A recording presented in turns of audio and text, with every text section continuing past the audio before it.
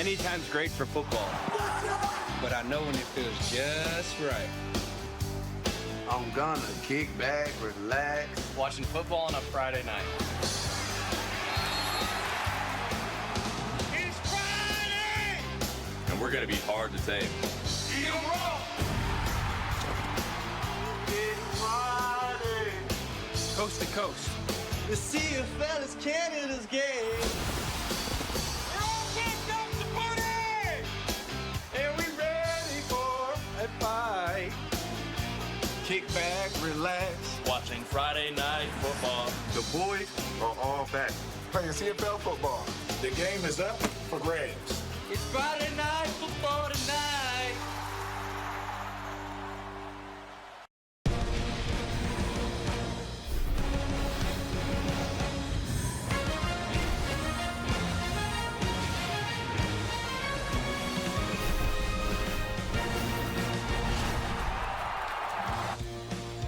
It is the second half of our doubleheader. Dedrick Mills looking to become the 11th player in franchise history to win the rushing title. Most rushing yards in a season by a Stamps player since John Cornish in 2013. I remember that. Meanwhile, how good has this guy been? Okay, let's not. Justin Rankin. Can I get through Justin Rankin? He stiff-armed you 16 with big 2 arms. plays. He can do it in the air. He can do it on the ground. I had 4 more. So sensitive, he does. You know what? I'm not gonna let you talk about me like that on national TV. John Cornish stiff-armed you know with what's 2 great? arms. I'm being told. What? Wrong. Yeah, we have He got all.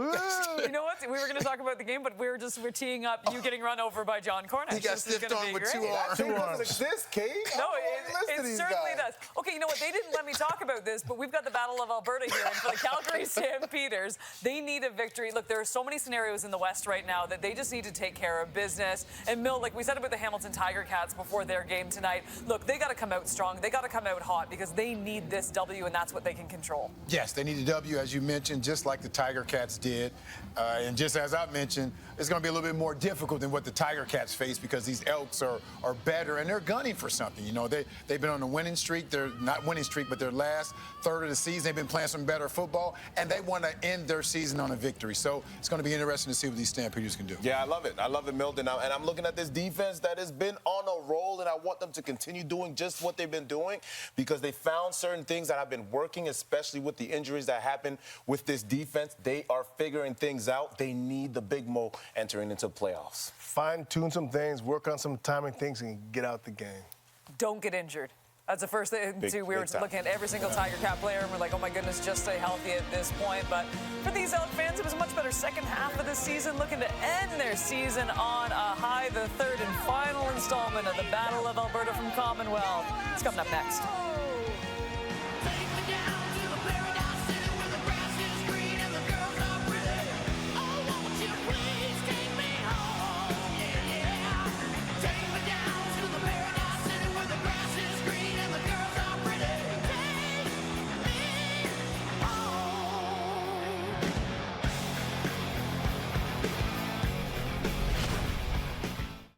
Thanks to Save on Foods' $1 million touchdown to win. If a kickoff is returned for a touchdown, you could win groceries for a year. If 2 kickoffs are returned for a touchdown in this game, you could also win $1 million. Good luck, Sean. Let's get you to Edmonton. It's Dustin Nielsen and Glenn Suter.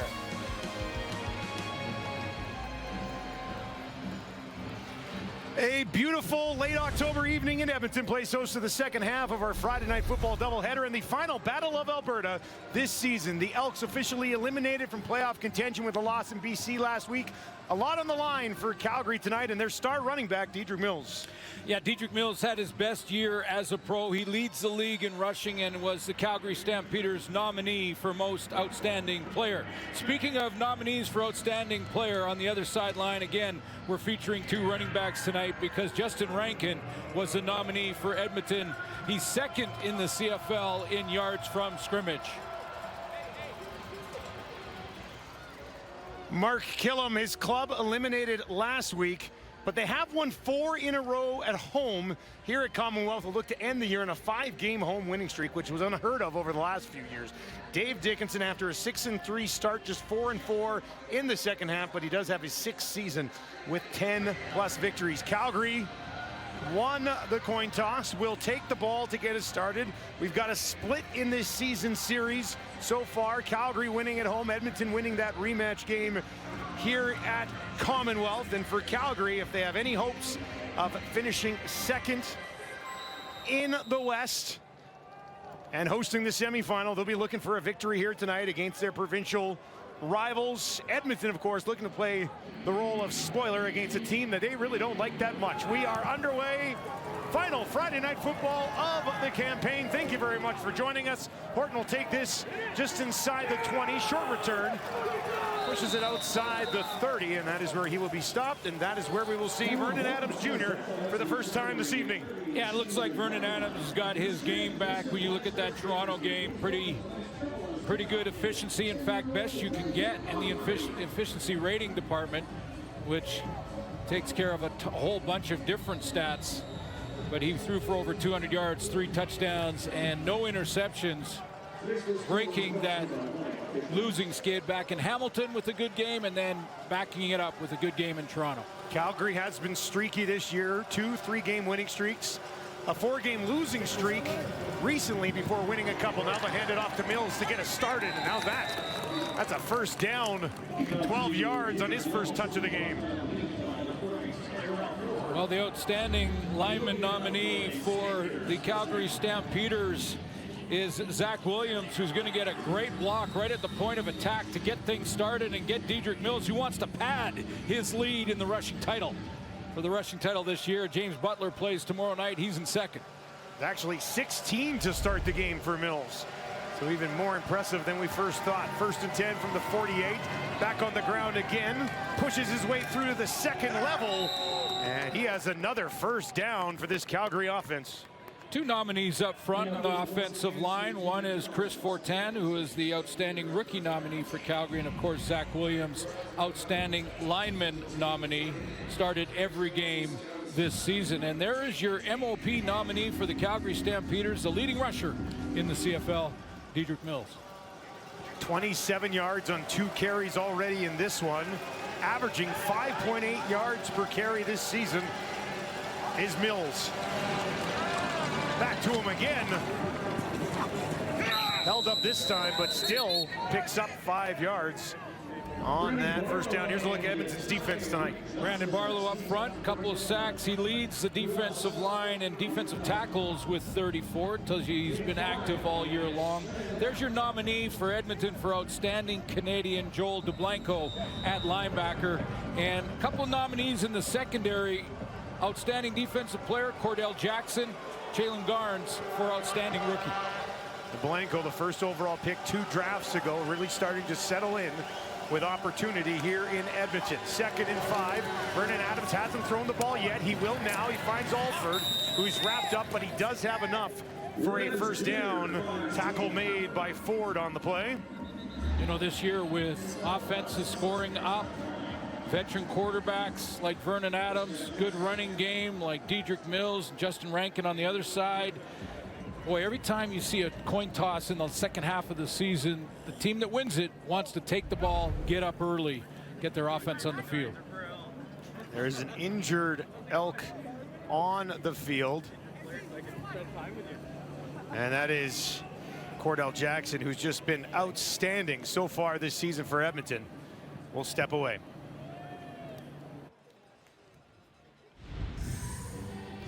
Dedrick Mills, 32 yards already here tonight, picking up where he left off last week, Suits. Yeah, another 100-yard game. That's 4 on the season for him. 1 was against the Edmonton Elks.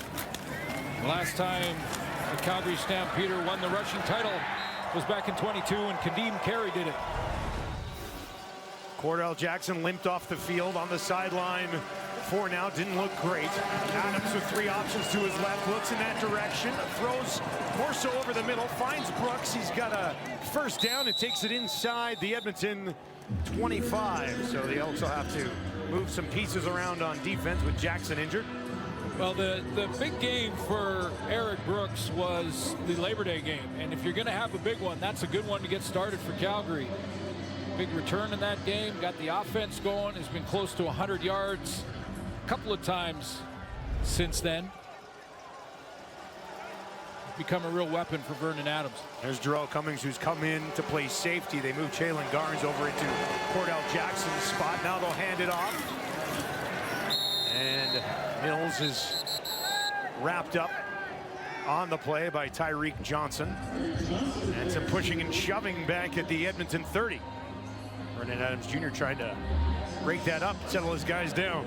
Not in your screen just yet, but to the right of your screen, you're going to see one of the defensive backs coming down for the Elks. They're going to help out on the run, probably on first down. You see him right there. As soon as that starts happening and Edmonton has to bring more to the box to try to control Dedrick Mills, that's when Vernon Adams can get the one-on-one matchup he wants. Calgary just outside that Edmonton red zone.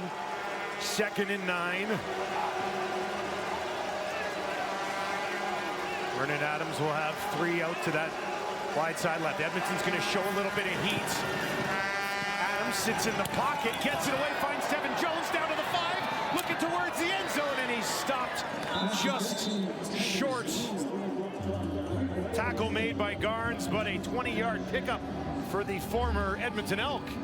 First of all, nice protection up front for Vernon Adams. He's got a chance to look through his progressions, go to Tevin Jones and really throw him open.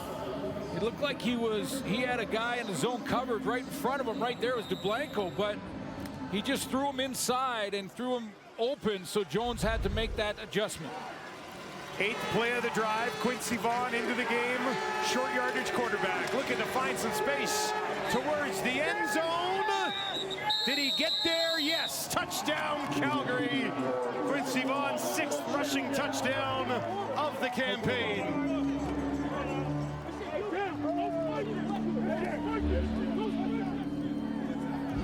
Second half of the season, this Calgary offensive line has really come together, and they've had to work through some injuries. Again, Josh Coker out for the season for the rest of the year here and into the playoffs. He'll be done, but they've liked the way Preston Nichols has played in that spot.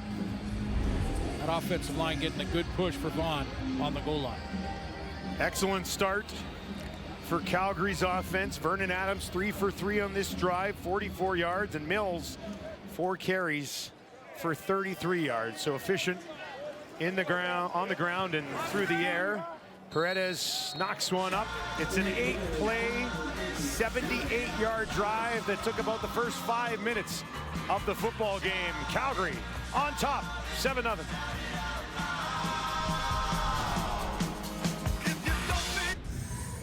Win the coin toss, take the ball, get your offense out there and try to get the lead, and that's exactly what Calgary does in drive number 1. It was an 8-play drive, 78 yards, about 5 minutes.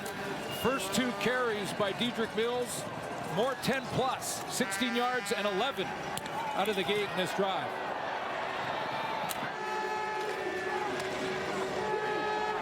Finished by Quincy Vaughn. He's done that 6 times already this season. As Vernon Adams gets a look on the tablet of that first drive as his team gets ready to kick it away. Edmonton will get it for the first time this evening. Javon Leake back there to return. Jalen Calhoun as well playing for Edmonton tonight. This will come to Leake.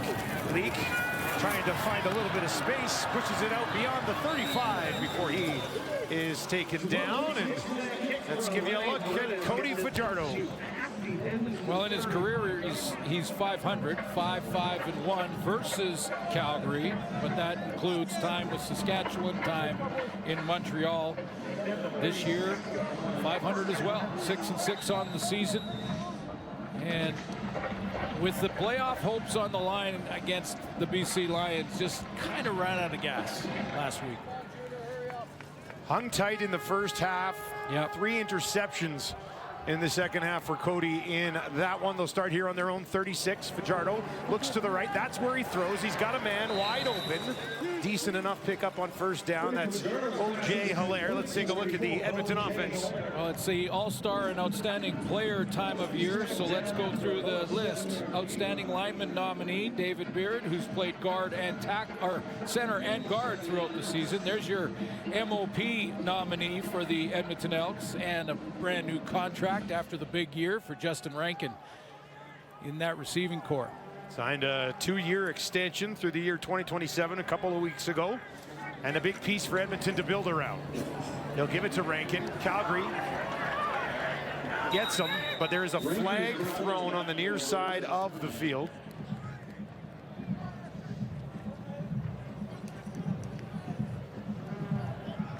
Boy, our discussions. Holding Edmonton number 61. That penalty is declined. It will be third down. I was going to say our discussions with the Calgary Stampeders this week. Defense, we talked to Derek Moncrief. Moncrief telling us how important it is to focus in on Justin Rankin. 3 times he said it. 3 times he used it against an Edmonton player. He said, okay, and directly to him. And I was right there. So, dead ball. Dead ball, so it's going to give a first down. Give him a first down.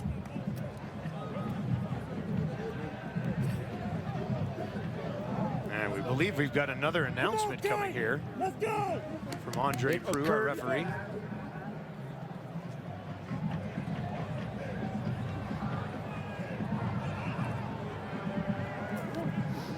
After Calgary declined the first infraction, we had an objectionable conduct, misconduct on Calgary number 12.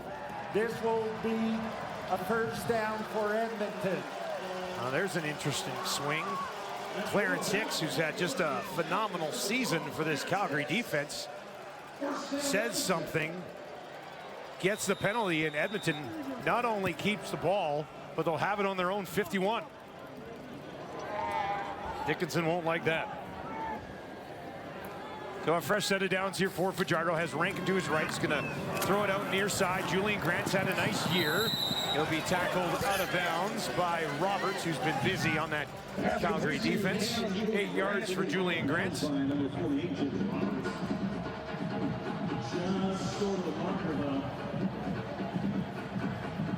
55th catch of the season for Julian Grant. And it'll be a 2nd and 2 for Edmonton.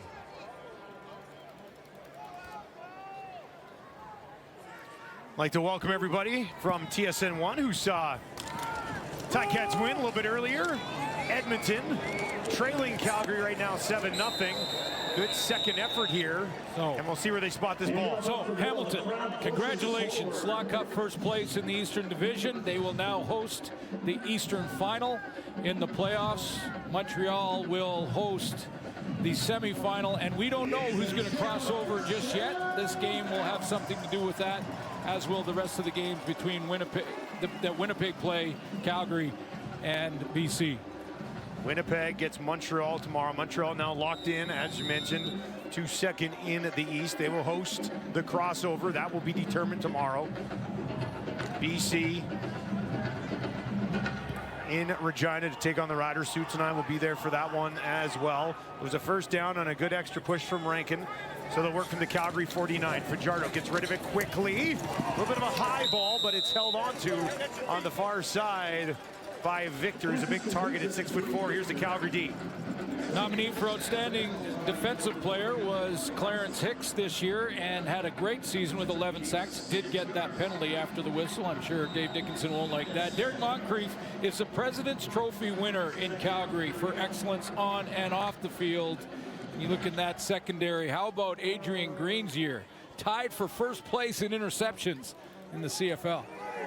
Shout out to Jalen Hutchinson there as well. He had a phenomenal season. Very well could have been a nominee as well. They'll hand it off to Rankin. He's going to be stopped about a yard short, yard and a half short, after a pickup of a couple here. And you'd expect Edmonton to keep Fajardo on the field here and try to pick up the first down. Yeah, interesting in that BC game, there was one, situation just like this against the Lions, and Coach Killam, when he looked back at it, thought, maybe shouldn't have gone for it on 3rd and long. At 3rd and 12. It was 3rd and 12. Said, but if the process is there, then the decision is right. And, desperate times call for desperate measures at times for the Elks. 3rd and 1 from the gun. Fajardo turns, drops it off. Rankin in trouble, driven back, and that'll do it. Markel busts right through that. Turnover on downs.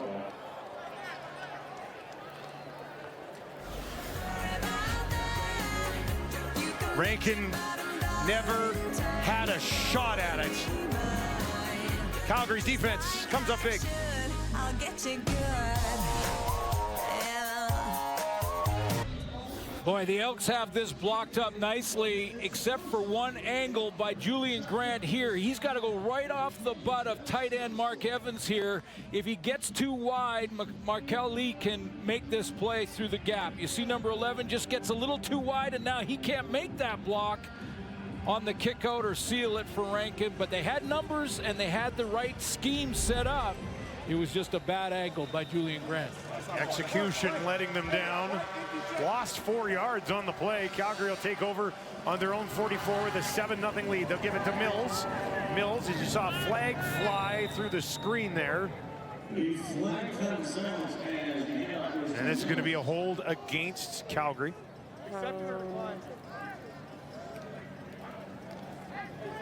Holding. Calgary, number 15. 10-yard penalty. Still first down. That's the receiver, Rhymes. Guilty party on this one. Well, that'll back him up. You know, and by the way, like I want to go back to that idea that Mark Killam has to go for it on third downs all the time in this game.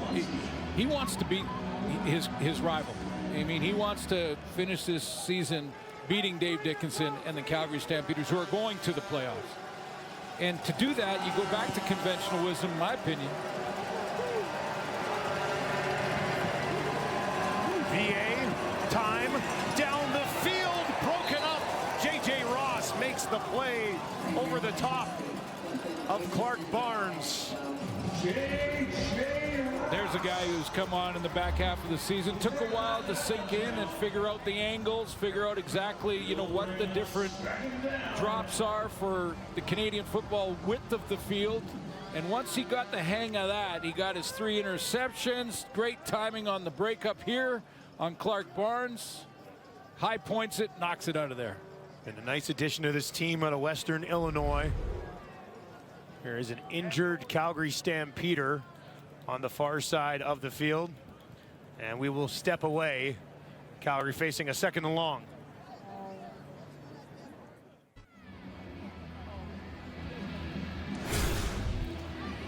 Final week of the season, and we still have some things to sort out here. Oh boy, let's try and make it real simple. Okay, Calgary wins and BC loses or ties, and the Stamps host the Western semifinal.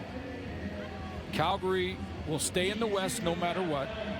If BC wins in Saskatchewan tomorrow, they will host the Western semifinal no matter what happens here tonight.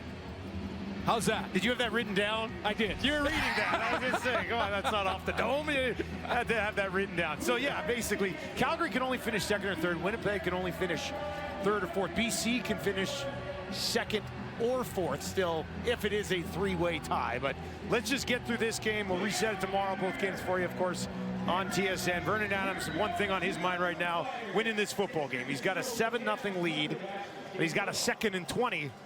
Right now, after that hold a couple of plays ago and multiple flags here, everybody starts pointing.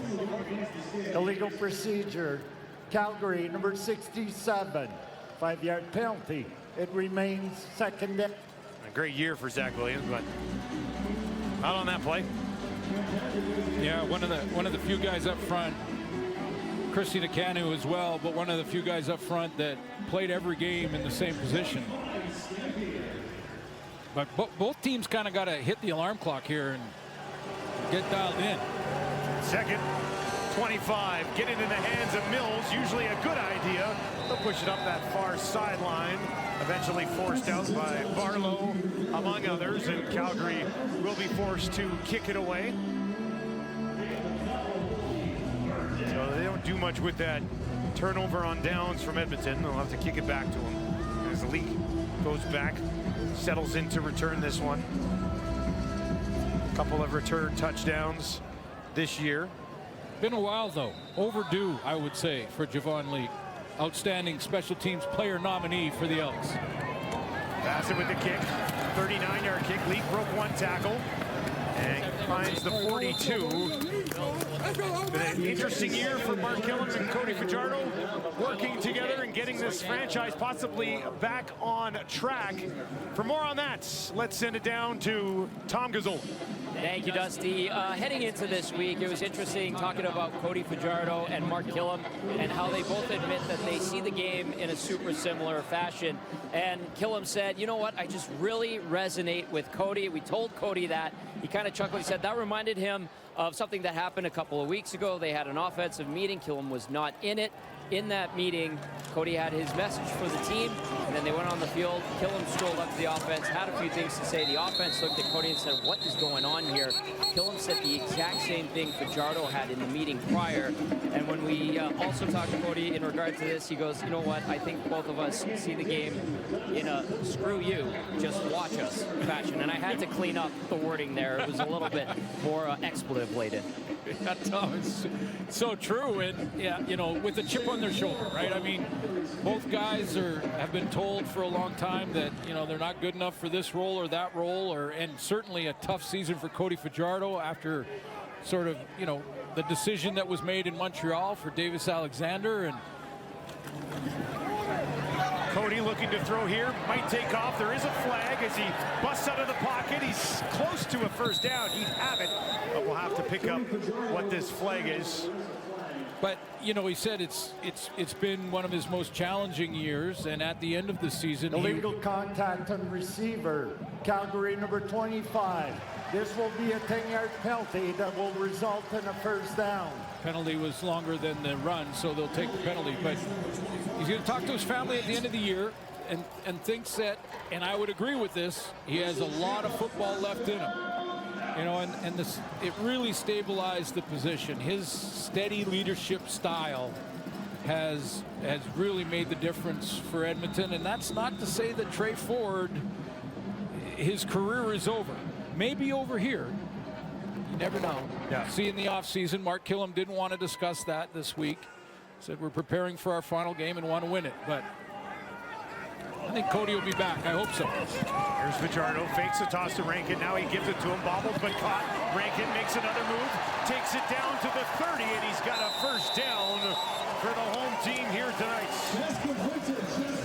You're a defensive coordinator and you're playing against Justin Rankin.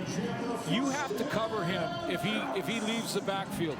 You have to cover him. You know, most of the time, especially if you're playing zone, you let the quarterback throw the check down to his back, and then everybody rallies to the tackle. But if you do that with Justin Rankin, he'll put moves on you in the open field just like that.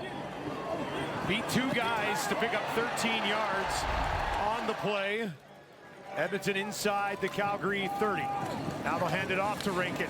In trouble again, though, and they've got him for another loss. That is the third time in this game he's been tackled behind the line of scrimmage. Look at what Calgary is committing to stopping Rankin. I mean, they are committing everything they got up front to stop Rankin. DB's coming. That's Moncrief, number 11 in the tackle for loss category. That leads the CFL. And a monster backfield Moncrief has all year. It's empty this time for Fajardo. Throwing it quickly. Will have a completion, but that will bring up third down and a field goal attempt. Yeah, take the field goal. Conventional wisdom again. That's what I mean about the decisions for Mark Killam. If you want to win the game, there's a reason why the field position battle is so important in football. Because you get a 2-and-out after a punt. You get a short field, and I don't think he breaks from conventional wisdom if he wants to win this game tonight. First CFL catch for Jalen Calhoun, playing tonight for Edmonton under the University of Duke. Blanchard has it blocked, and it's going to be grabbed by Calgary. Ball pops out. Markel Lee's on it. There is a flag on the field, and we'll have to sort out that penalty marker.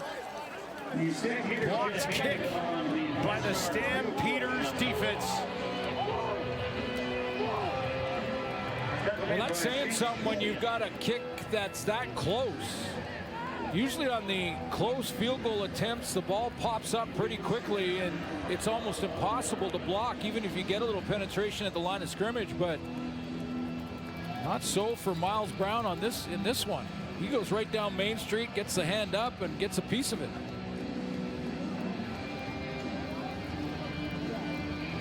See what the flag is.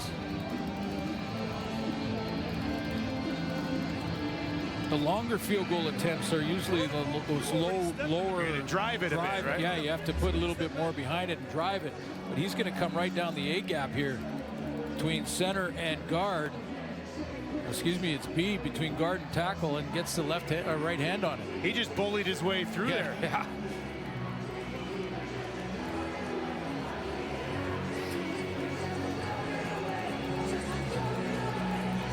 On the last play, the kick was deflected, went across the line of scrimmage, and there was a no yard on Edmonton. This will be a 5-yard penalty that will be enforced at the end of the run. First down, Calgary. All right, so they do get things sorted out. The ball will be placed on the Calgary 46 after the blocked field goal, the fumble, the no yards. Calgary's ball. Yada, yada, yada. Stamps have it. No, I mentioned the bisque. Mills stands in behind Vernon Adams. Of course, they'll give it to him. Mills upended, but still a pretty decent pickup on first down. That's his 5th carry of the ball game. This one goes for close to 6 yards. Yeah, just keep feeding it to him. It's that time of year, though, although tonight, the temperature in the night has been absolutely beautiful. For this late into October, I mean, tremendous weather. It was a high of 17 degrees in Edmonton today, and at kickoff we were at 15, and you're wearing layers. I know. I can't believe it. I just anticipated what it should be in October here. I don't think I've ever heard late October here. Somebody said, can you turn the heater off in the booth? Here's Adams, deep shot down the field, one-on-one, flag on the play, trying to find Brooks. That's J.J. Ross trying to make a case for the pass interference penalty against him. Usually not going to win that. Did see the pull. I think he's probably making the argument that he got pushed in the process. They were fighting on it. Defensive pass interference. Edmonton number 28. The ball will be placed where the infraction occurred. First down. Let's give you one more look at this as we get set to step away. Kind of pulled him back a little bit before he batted that ball down.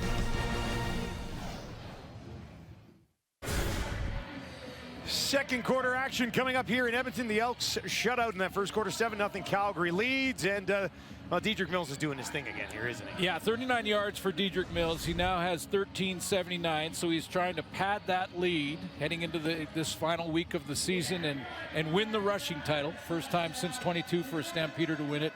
And, you know, well on his way. But you see the commitment that the Calgary defense is making to stop or at least try to control Justin Rankin the other way. Rankin just 2 yards on 6 attempts so far in this one, as Glenn mentioned. Calgary's defense fully committing to stopping the run. Cody Fajardo is 5 of 5, but for just 40 yards. 37-yard swing on that pass interference penalty. And apparently on the follow-through, Vernon Adams hit DeBlanco's shoulder pad with the throwing hand. Looks like he'll be okay and stay in the game. The work from the Edmonton 21 with a 7-0 lead. Flipping it ahead to Brooks, busts it down inside the 5, looking for the end zone. And they are going to mark him as short as you can possibly be of a touchdown there. Dom Rhymes picks up a nice block just past the line of scrimmage. The execution and timing on the play excellent to get Eric Brooks on the outside. How about that spin move in the open field to get right down to the goal line, and they'll rule him down at the 1. That'll go down as a completed pass for VA. Spin cycle there, didn't he? But a nice, that's one of the easiest ones he'll ever complete. Just throw it kind of up about a foot above your hands. Quincy Vaughn again trying to push ahead. And this time he will be stopped just short, so they'll likely reload and go at it again with Vaughn, who's already got a touchdown in this game. These are the type of plays that bring out the rivalry in these two teams. Look at that stop right on the line. Edmonton discipline. You see everyone get down and underneath the pad level of the Calgary offensive line. A little bit of a face mask that wasn't noticed. But they'll go for it again on second down.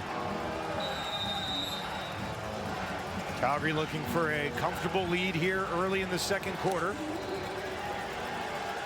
And this time they'll line up Vaughn as a tight end, VA, with Mills to his right. Is that where he's going to put it? Adams has it. Tripped up, taken down, and they lose 4 yards on the play. Kenneth Logan Jr. tripping up the QB. When Mark Killam had to move Cordell Jackson to the secondary, he inserted Kenneth Logan at that cover linebacker spot, and he comes around the corner and just gets home quickly, is not fooled by the play action. So he takes the right angle so that if he had to, he could redirect to Dedrick Mills. But when the ball's not handed off, he can get back upfield and get to Vernon Adams, and that's a big one. Saved 4 points, possibly. 12-yard chip shot for Paredes. And he hasn't had a year up to his standards, but he's not going to miss that one. The veteran hammers it through. Calgary on top by 10.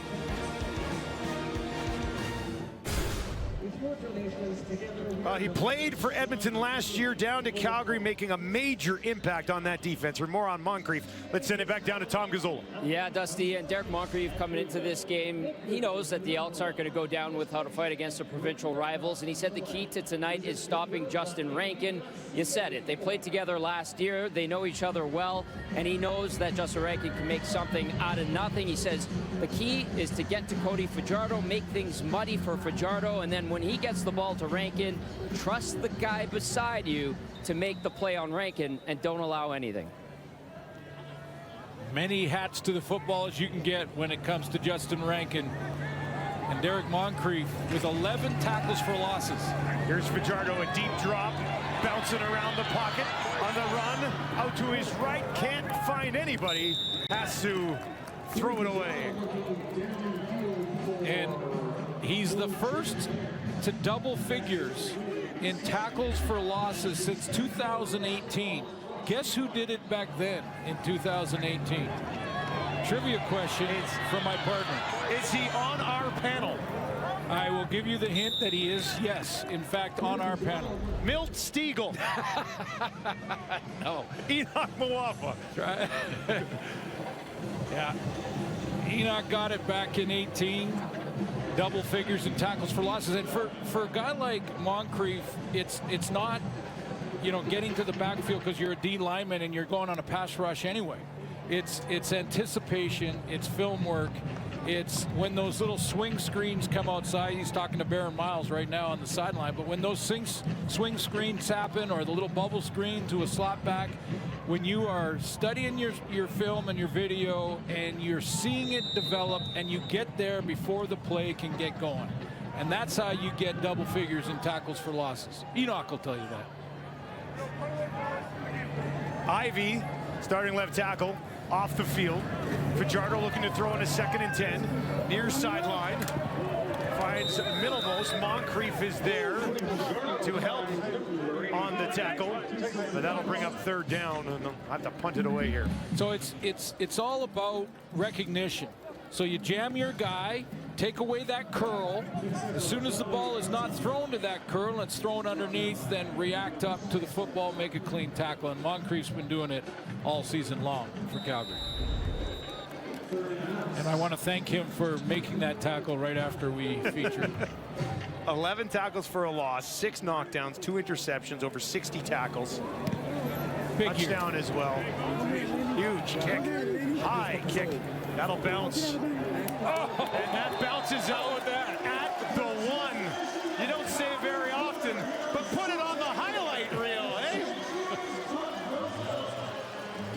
Julian drops it out at the 1-yard line. Calgary with a lead, but backed up when we return.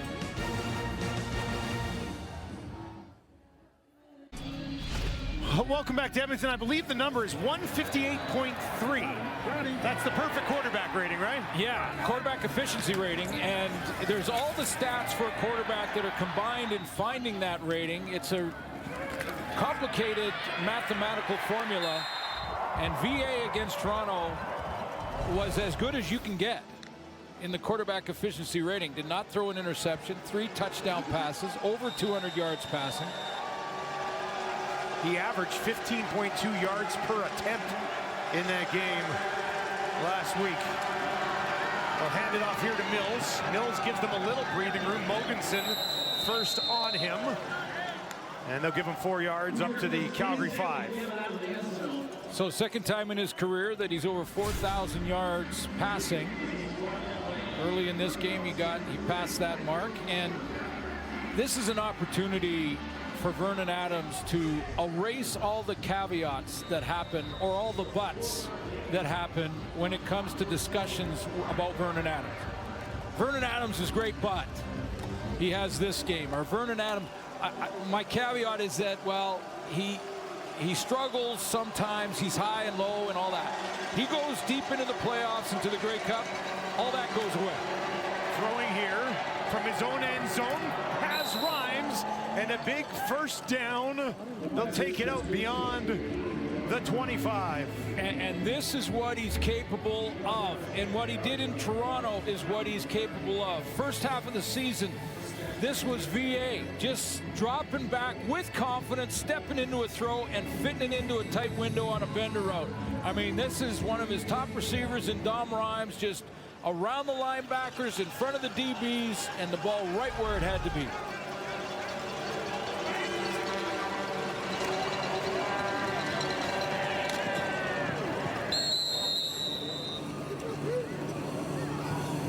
And that bender route, by the way, when you have the production on first down with the run to Dedrick Mills, like they do again here, the linebackers have to stay closer to the line of scrimmage for those swing passes, and that bender from Dom Rhymes in behind them is more likely to be open. 72nd game in a row with a catch for Rhymes. 2nd and 6 for VA. Edmonton's going to send the whole house. VA gets it away, finds Brooks. And he pushes it out for a first down.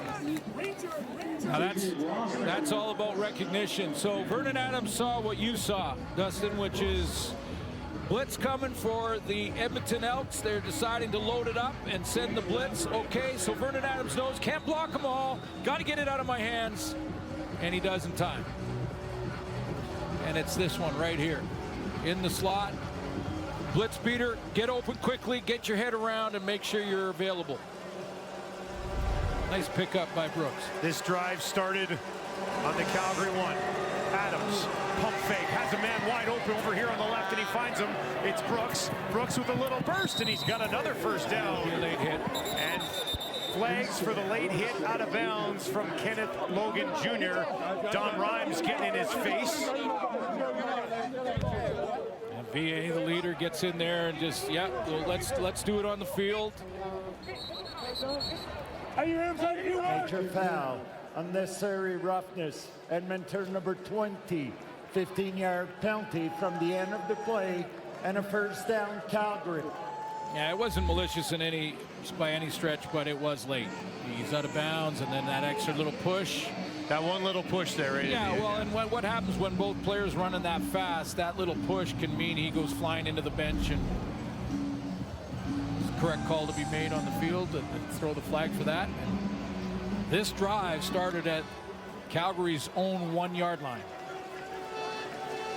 This is just the 6th play of the drive, and they work from the Edmonton 37 after that penalty. Adams to his right, avoids some traffic, down the field.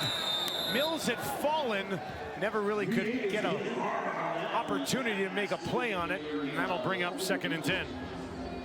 Well, Vernon Adams negotiates the pocket here, but he has to throw with a weird arm angle, and because of it, the accuracy isn't there.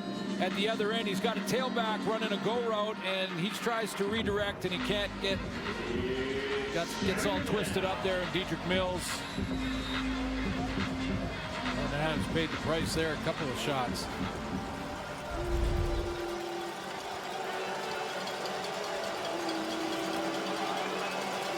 He will have 3 receivers out to his left. Looks over the middle. Throws deep down the field. Looking for Alford. Broken up. Tried to find the big fella. J.J. Ross got underneath it. J.J. Ross makes... J.J. Ross this is VA figuring out right away because of the coverage that comes quickly to Dietrich Mills. As I mentioned earlier, Vernon Adams now knows, okay, we got man-to-man because DeBlanco's taking the back right out of the backfield immediately. So I'm going to the man-to-man matchup with my tall receiver in Damian Alford. And J.J. Ross wins the battle there. Alford is 6'6". J.J. Ross, pretty tall for a cornerback himself. He's 6'2". Paredes puts this one up. And he knocks it through. So after a drive that started on the 1, they come away with 3 points. And they come away with a 13-point lead on just a beautiful Friday night in Edmonton. Dave, are you into scary movie suits? Yeah, not really. Yeah, me neither. They're too scary. Yeah, not really. I got no time for it. How about Halloween, though? You like Halloween? That guy's creeping me out. Yeah, I have kids. So kids love Halloween. Of course. I also used to love Halloween a lot when I was younger. And again, I enjoyed the candy as a kid. I enjoy the candy as an adult. Here's Fajardo to his right now. He's going to go down the field, and he finds a man. O.J. Hilaire pulls in another one. And now multiple flags after the play. And some of the big fellas pushing back by the Edmonton 40. Discipline important for playoffs as Hilaire gets down the sideline. Is wide open. Adrian Green looked like he got caught peeking into the backfield on Cody Fajardo. Turns and tries to catch up. This might be coming back. I think it is. Let's find out what happened there. After the play, misconduct, unnecessary roughness on Edmonton number 63. 15-yard penalty will be enforced from the end of the run, back 15 yard, and a first down. Okay, so it's after the catch. It was after, so backs it up from the catch. Yeah, and yards gained. So 15 yards back from where Hilaire came out, went out of bounds. And if you're thinking, wow, that guy's huge, it's because he is. That's Greg Island starting a right tackle, 6'9", 315 pounds, out of Mississippi State. In his first start and learning quickly about the rivalry. The Battle of Alberta. So after the penalty, it's from the 45. Fajardo on the run. Could be in trouble. Gets it away and waiting there and hauling it in. Benjamin Victor's got it. 2 receivers in the back half of the season that back-to-back catches that really made a contribution in what was really the Edmonton Elks playoff run. I mean, they kept it alive until the BC game last week. And while I think they'll be great additions next year and get to start coming out of training camp, that's an area on the field I think Edmonton can bring in some competition, the receiving corps. Good years, and I don't want to take anything away from Julian Grant or Curly Gittins, but losing Dunbar didn't help. Yeah, exactly. That was early in the season. He was kind of their wide receiver 1, right? He was sort of the go-to guy, and then they lost him. Some of these guys have come in. Victor out of Ohio State. They've done well, but it'll certainly, I think. Defensive offside. 5-yard penalty will result in a first down. Now, they looked really good in the second half of the season. Julian Grant's had a great year. I think Curly Gittins played very well for Edmonton all season, and you know, they have good players that have put it all on the line for this team all year long. So I don't want to take anything away from their seasons, except for this is an area to me that they need to bring in a bunch of competition And a couple guys that can take the top off of defense. Be a priority for Hervey. Look in how the offseason. Fajardo in a ton of trouble here. He ducked under one guy, and then two more were right there to take him down for a loss on first down. Charles Wiley, I believe, is the guy who gets the initial pressure coming here, and he hits the top of his helmet after this play saying, I got to remember to break down. Don't just run by him, because a guy like Cody Fajardo and his veteran savvy will duck underneath that arm. Now for Wiley, his teammates rally. Loss of 4, 2nd and 14. Fajardo dumps it off, setting up a screen for Rankin. Rankin looking for some space, and he finds it. Down to the 10, makes the move. Touchdown, Rankin! What a move on the way to the house! And he does it again! 35 yards for Edmonton's most outstanding player. Well, they're reviewing whether or not he lost control at the goal line, but what a move in the open field, whether he did or didn't. This is Divine Scott punching it out. Oh, boy.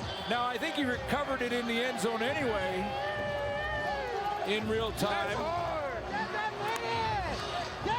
Or did he just leave it? He just left it there. They're going to take a look at it. If he just picks that up, it's a touchdown. Exactly. But he didn't. Now, did he leave it because it was already signaled a touchdown, so he thought, but, I mean. First of all, let's just take a look at the play, and you can just enjoy it for what it is, whether it's counting here or not as a touchdown, but good blocking up front. The play is under review Look by at the that replay move. center. Look at that move. But now, did he have control when he crossed the plane of the goal line? And what an effort by Divine Scott, Bailey Divine Scott, not giving up on the play. It looked like Justin Rankin, after that big move in the open field, he thought, look, I'm in. And then relaxed just for a second. After that move right there, he relaxed, takes a peek. Did that ball come out just before the goal line? I think it did. They're getting a look at it. Now, if he picks that up there, doesn't matter. And then at the end of the play,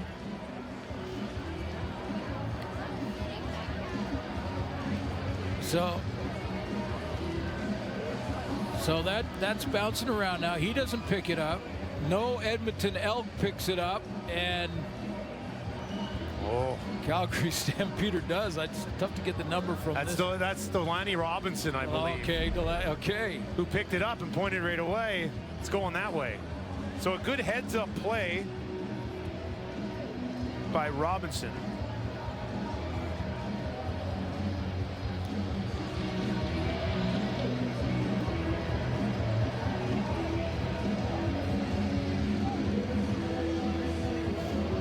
With the way that this has looked, I think this touchdown is going to come off the board here. Well, it's just a matter of whether he crosses the play. It wasn't a touchdown at all, yeah. There's two aspects to this review right now. Did he have control when he crossed the plane? And was it recovered in real time, in immediate recovery? Let's find out. Prior to the ball carrier reaching to the goal line, he fumbled the ball, and it was recovered by Calgary. Therefore, it will be Calgary's ball at the 30-yard line with a first down. Well, an effort play from Divine Scott and a heads-up play from Robinson, and Calgary does not give up the touchdown and will have the ball on their own 30.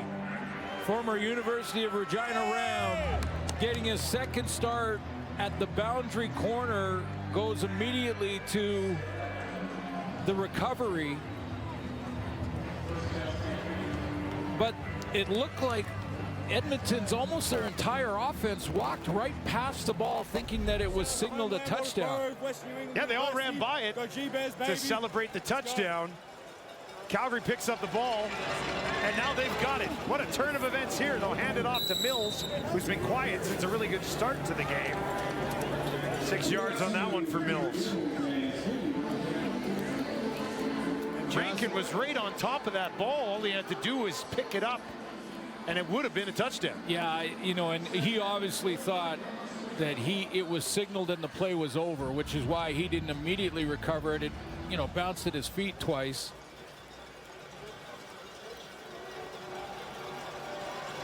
Second and 4. Edmonton trying to defend against this run. Mills turns his back, pushes it ahead. He spotted, I think, just short of a first down, about a yard.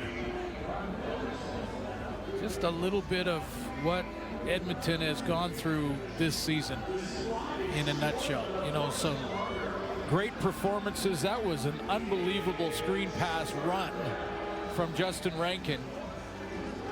But then just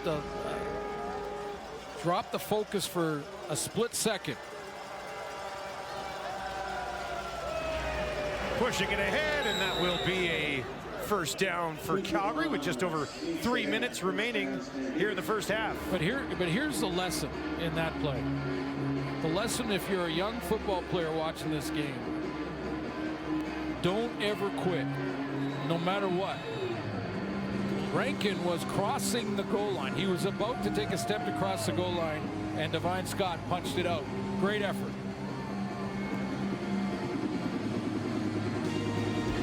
Mark Killam looking for answers. Down 13-0 with 3 minutes left.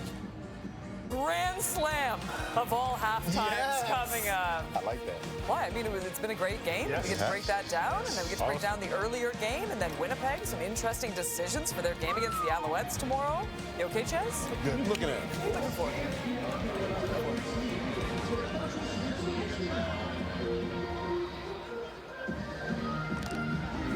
Welcome back to Commonwealth Stadium. A little bit of an early Halloween celebration, and well, things have been scary so far for Edmonton. Shutout to this point by Calgary. Some pressure on Adams. Can he get away? Not this time. He will be taken down. Looked like it was the linebacker, Kenneth Logan Jr., who fought through that offensive line to find the quarterback. Well, it's a combination rush. First of all, defensive end's got to stay upfield so that Logan can come through the next gap inside. If you don't occupy the tackle, you don't have a play. But there it is. Dedrick Mills tries his best to step up and make the block. But nice sack by Kenneth Logan Jr. That's his second sack of the season, 2nd and 13. Adams under a little bit of pressure again. This time uses his legs, escapes, he's on the run, makes a move, and he's got a first down. VA with a little bit of magic to keep this drive alive. Starts if he gets outside of pressure, because there's pressure coming up the field. Now he's got to get outside that to even have a chance to make this play. And then we're seeing some nice moves in the open field with these guys with the ball in their hands. Watch outside. It was just Justin Rankin with a nice move. Look at this one. Plant that left foot in the ground. Bounce outside. Tyrell Ford grabbing an air. This time they'll hand it off to Mills. Little spin move to not just get back to the line of scrimmage, but actually gain a couple of yards after that initial contact was behind the line of scrimmage. Yeah, Noah Taylor, I believe, got first contact behind the line. He's had a good season, too, in the second half, getting a chance to start. I think Taylor slowed Mills down, and that's really what you want to do against a great back, and we've got a lot of them, but Taylor slowed him down, allowed his teammates to get there and limit the game. Hard to stop these guys completely, but trying to contain them, keep them under 75 yards, you got a chance. Try to get the other team in 2nd and long. Yeah. 2nd and 8 here for Adams. Edmonton will send 5. VA looks to his right, down the field. Laid it in there, and they're going to say it was Rhymes on the far side. Their officials are looking for a little bit of help. The replay center on this one. Real nice 13-yard pickup. Sorry, Dustin. Real nice protection up front, though. And Chris Fortin, the center, who is a nominee for Outstanding Rookie, and I think is a front runner to win the award, certainly out of the West, is got that picked up nicely up front. Great footwork by Rhymes. Back on the ground to Mills, and he takes it down inside the 35 for an 8-yard pickup. Let's give you another look at Rhymes. He got that 1 foot just inside. You only need one. And timing of the throws excellent. Yeah, that both down anyway.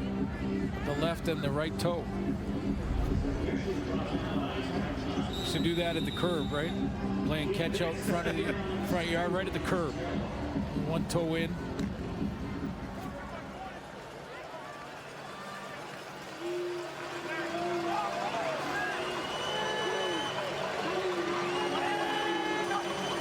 Second and 2. Back to Mills. It's like he ran into Rhymes, and they both end up going down, and that'll be third down coming up, no gain.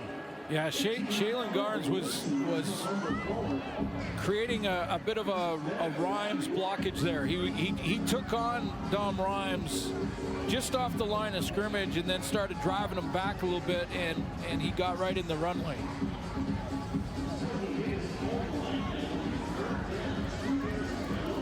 Rhymes made an excellent block on that Eric Brooks run down in the goal line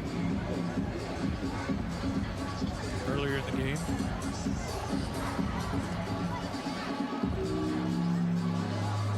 Paredes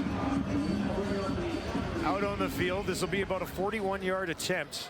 He's at 80.9% on the year. That's his lowest since his rookie season, which was back in 2011. But he's over 87% on his career. This one from 41. And he sneaks it inside that left upright. And Calgary goes on top. 16-0, 3 points after it looked like they were going 6 the other way with that guy, Justin Rankin. Well, remember back in the rematch here in Edmonton, after losing in Calgary on Labor Day, on the Labor Day weekend, Rankin had himself a game against Calgary in the rematch. We're talking over 200 yards rushing in this first half. Take the screen pass out of it. That's a reception and run. He's at 6 yards. Or excuse me, 2 yards on 8 touches. He's not gained a yard in the second quarter. Now they haven't given him a ton in the second quarter on the ground. Here's Fajardo trying to spin away. Short gain for Cody. We talked to Adrian Green this week, his 6 interceptions, but we wanted to talk about those interceptions, the fact that he's in a tie for the league lead with 3 other players in the league. And he talked immediately about Justin Rankin. Like, he took the conversation there. He said, we need 12 hats on number 5. We need to contain him. When a corner way down here is talking about stopping the run, you know they're focused in on him.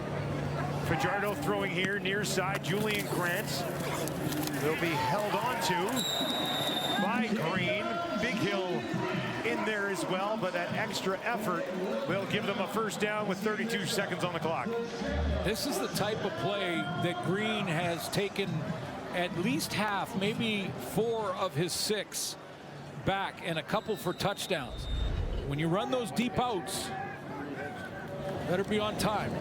Cody, far side of the field, lays one out there, bouncing around, and is that taken away?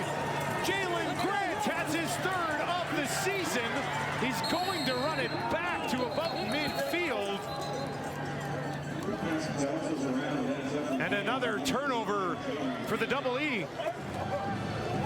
Jalen Grant is working with Adrian Green. Now, Green has this area, this flat area, so this is not his responsibility, but Jalen Grant's going to recover, fight for the football, tip it up, and then keep it alive on the way down. He got caught a little shallow, but recovered quickly, got to the high point, and then kept it alive. Interception, I think you're saying he was the touched. Calgary player was down with contact. Timer, please reset the game clock to read 23 seconds. That takes away the return, but not the interception. Interception is still good. His third of the season at Oregon State.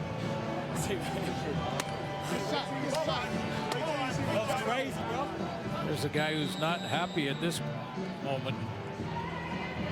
2 yards from his tailback, and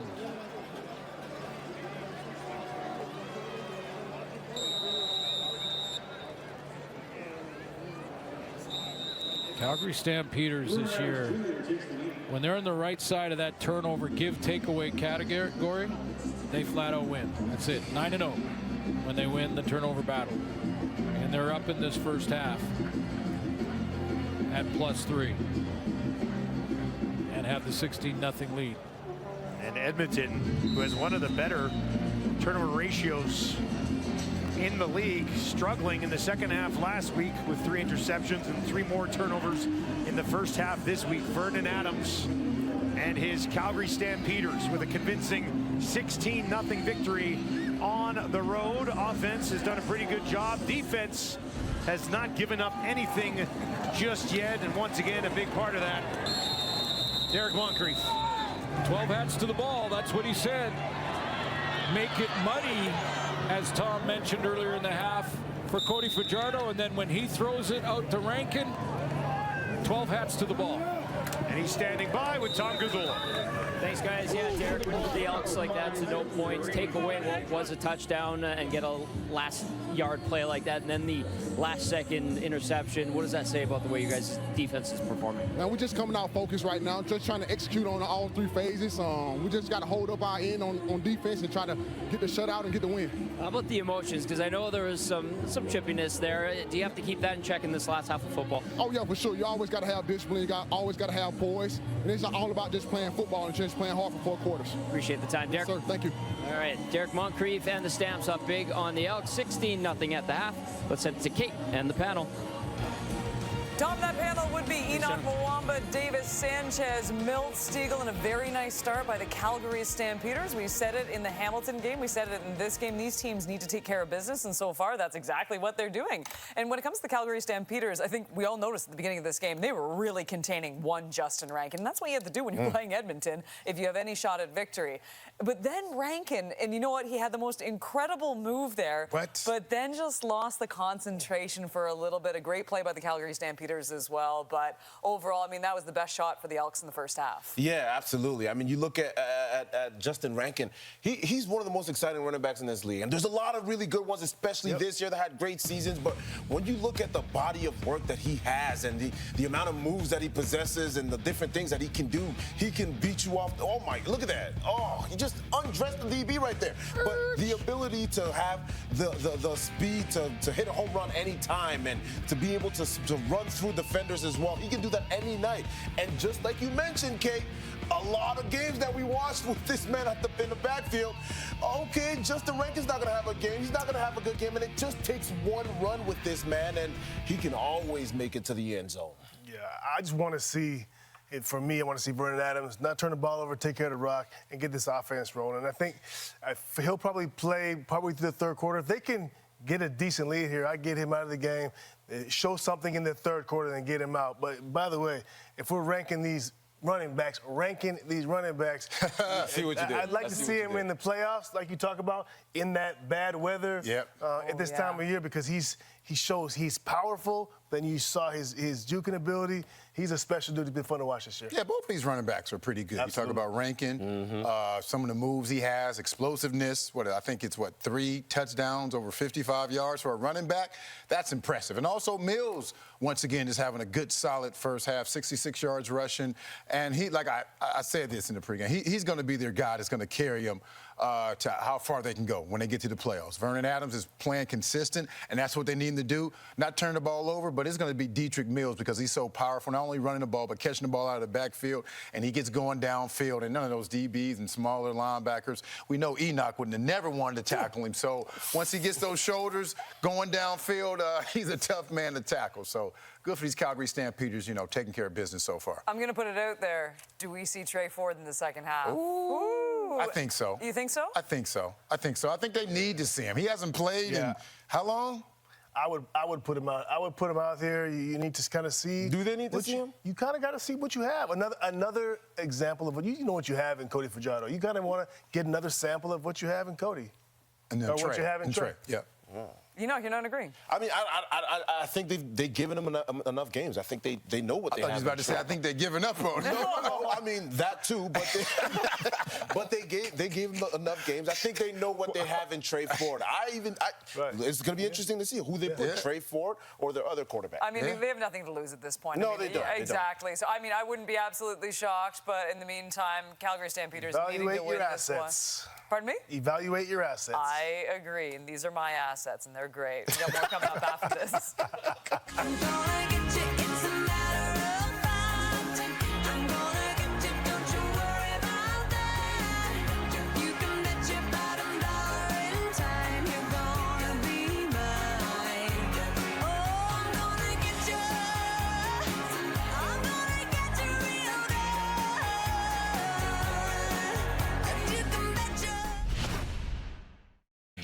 Well, if you thought tonight was fun in the CFL, we have great news for you. It is another doubleheader tomorrow night. And get this, we're going to do a pregame for you tomorrow at 6:30 Eastern, 3:30 Pacific. It is the BC Lions and the Saskatchewan Roughriders. Look, there's still, I love this. It's the last weekend of the regular season, and there's still so much on the line. The BC Lions are red hot. They've won 5 in a row. But first, at 3 Eastern, noon Pacific, you can watch the Montreal Alouettes take on the Winnipeg Blue Bombers. This one, by the way, I mean, that's super early before any other games on the sporting calendar I haven't heard of that are going on tomorrow as well. So your entire day filled by CFL football. You have to love it. Now, when it comes to the Winnipeg Blue Bombers, really interesting decision when we saw the depth charts here. 8 of their starters not in this game tomorrow. It seems like they have just given up. They're like, okay, we're going to be crossing over. We're going to head to Montreal, and this is what we choose. And we chose rest over winning a game and jockeying for position for the Western semifinal. But overall, just a very interesting decision, Milts. Are you saying my Blue Bombers are giving up? Is that what you're saying? Absolutely not. What are you saying, Milt? What are you saying? You know what? I still believe in them. I don't understand this decision. You know, this team, and I spoke of this, I think last week, this team has been a championship team. They've had that mindset. And this is not a championship mindset. You said this team like this year, or? Yeah, I said in past years. They've been a championship team. I'm sorry, they've been to 5 straight Grey Cups. They've been a championship team. Can we just end these roles and have a conversation? We can do that. What do you mean? Let's talk. Let's talk. What do you mean they're a championship team and you don't like the decision? They've had a championship mindset. They don't have a championship mindset. Why? This is not a championship mindset. When you have a championship mindset, it's almost like they're saying, we want to cross over to the East. We don't want to stay into the West. There's no quit. They didn't quit. I don't think they quit. This is the path. This is the path of least resistance. There's no question. But that's not a championship mindset. Yes, it is. You want to win a championship, and the best decision for them is to be healthy. And if being healthy and crossing over to the East, that's probably a better path for them to play outdoor games for certain. Guarantee outdoor games healthy is the best path for this Winnipeg team to be playing in Winnipeg in a few weeks at the Grey Cup. So that's them saying, I don't want to face Nathan Rourke. I don't want to face VA. I don't want to stay in the West. I want to cross over to the East because I feel I got a better opportunity to make it to the Grey Cup through the East and the West. Is that what you're saying? In culmination with the fact that I'm resting my best players. So now you're resting the guys you want to rest who may need rest, and you're playing the schedule or the path that's the best for you. Absolutely. That's not quit. That's just smart. I wonder if Mike O'Shea called Jason Moss and said, hey, you resting your players? I'm resting mine too.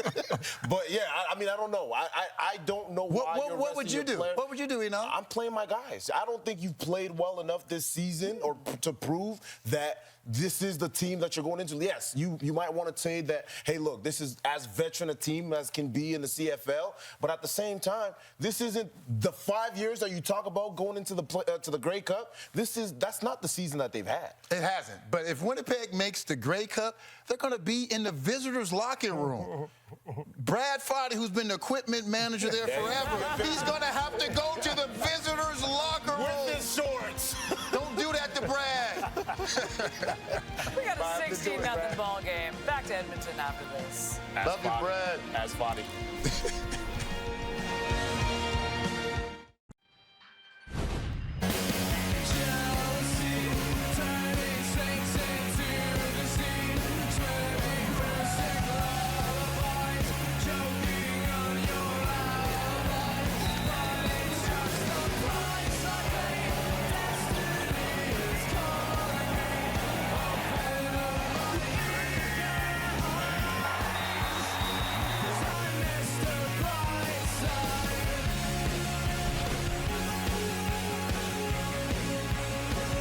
Calgary Stampeders in control on the road, leading 16-0. Can Edmonton get Justin Rankin going? He's standing by with Tom Gazzola. Justin, a couple of tough turns of events with some turnovers and stuff. Just how do you look at it? I know that play for you was tough too. Yeah, I just got to finish, right? Like, that's unfortunate. You know, that's just me not finishing the play. I got to finish with the end zone. All right, last half of football for you guys. I know you guys want to kind of stick it to your provincial rivals. How do you look at this last half? Yeah, man, we got to play a lot better, right? Like, we was real flat. The good thing about it, I think this team has always been a fighting team, you know, to the very end. So, you know, we got to come out this half and we got to swing. Appreciate the time, Justin. Appreciate it. Just 2 rushing yards in the first half for Rankin. Tied for the team lead with 47 yards through the air as well, but they'd like to get him going on the ground. They will need to get him going on the ground likely if they have any hopes of coming back and ruining this evening for Calgary. We are underway. Edmonton will have the ball first, and it is Javon Leake, and he's tripped up and taken down. Great tackle by Ben LaBrosse and the Calgary special teams to start the half. Today's third quarter is brought to you by... Well, an interesting discussion from the panel about who should play quarterback for Edmonton in this second half as their season sort of winds down. There's the comparison between the two and Vernon Adams. VA will take Calgary as far as they can go without him. Don't like their chances. And will we see Trey Ford for Edmonton in this second half? Well, listed as the third quarterback on the depth chart this week. Which Cole Snyder. A lot of discussion in Edmonton the last couple of days seeing that. Edmonton number 61, 5-yard penalty. Still first down. That's Mark Evans. Falls on the play. Not ideal to be down by 16. Make your adjustments at halftime. Understand that you've got to play better, and then get a 5-yard penalty on your very first play in the second half. That's definitely not what was discussed at halftime, I would think. So it'll be a 1st and 15 for Fajardo to get his starter here. Calgary sends 5. Cody, deep drop, now goes over the middle, has a man wide open. First down, and that is Calhoun, his second CFL catch. This one goes for the first down. Yeah, Jalen Calhoun, who gets a chance to play in this game. He signed as a free agent at the end of the calendar year last year into December with Edmonton. So he's been here on the PR. Guy that growing up in North Carolina at high school played quarterback. 17 receiving touchdowns during his career at Duke. We see high potential in guys like whether it's a DB or a receiver who played quarterback growing up, quarterback in high school, because they really have a great perspective on what the quarterback needs to see. And, you know, how he's working, leveraging a player, and gives you a jump as a receiver. Moved to the receiver spot at Duke. But gets a chance to show the coaching staff a little something here in the final game of the regular season. Playing in the spot of Curly Gittins Jr. Fajardo spins away, now looks down the field, near side. Julian Grant's got it at the 50, and that'll be a first down for Edmonton. 19-yard strike from Fajardo to one of his favorite targets this season. Yeah, this blind turn by Cody Fajardo, this is in his tool belt. This is like, if he was Batman, this would be one of his tools in the tool belt. Just that little spin move out. He had big time pressure coming right down the middle, and he does that little spin to give himself some time, and Julian Grant said, "I'm here, man, you need me."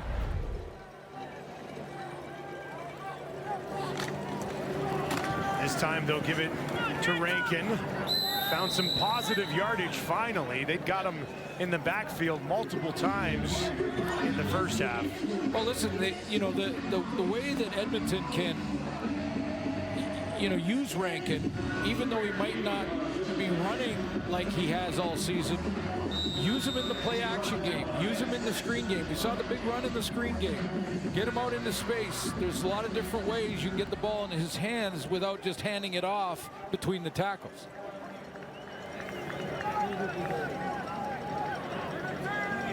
Rankin got 3 2nd and 7 for Fajardo.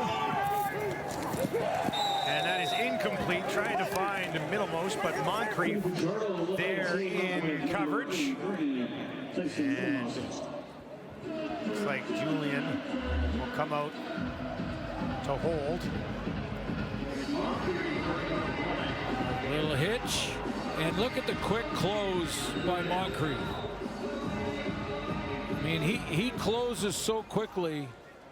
No chance there, and you know, he goes off the throwing motion of Cody Fajardo. 51-yard attempts for Blanchard. His season long is 52. That one is up, and it's got enough juice. Edmonton finds points early here in the second half, but they still trail 16-3.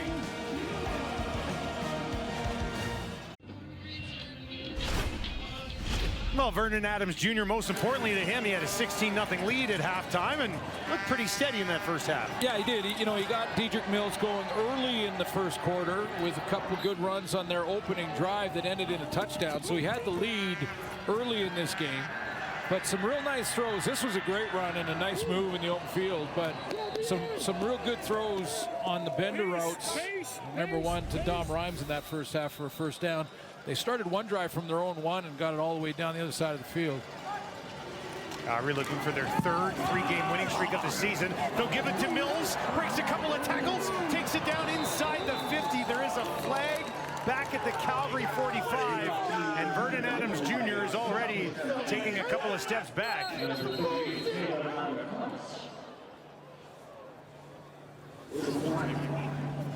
I think you can tell it's against Calgary. Yep.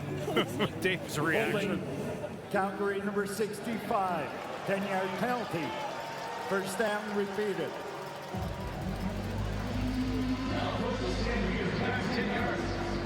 A big one from Mills.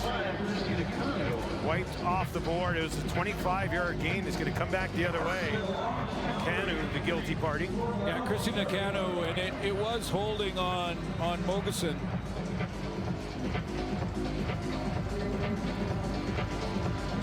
Well, Dave Dickinson didn't like it, but so they'll back him up 10 instead of the 25-yard gain. Mills a couple steps up to the right of Adams. VA fakes it, finds Brooks, and Brooks has a little bit of space, and he's a speedster. He'll take it down to the 40. Still going on the run. Brooks to the 20. Can they track him down to the 10? They do. Ball pops out, but it's balled down. And a big pickup from Brooks. He's going to win a foot race most of the time. They've used him in the return game over the last few years. This one goes for 64, and you can see that speed on display. This is the riding the side play from Vernon Adams, and the second time in this game that he's thrown a receiver open. First one was Tevin Jones in that first half. That's to Brooks, throwing it to the spot away from the defender, so Brooks has a chance to turn inside and open it up with his great speed. It was Ford, I believe, who eventually got over there to save the touchdown. Brooks is at 136 yards on 5 catches. Now they'll go to Mills, puts his shoulder down, takes it to the 5-yard line.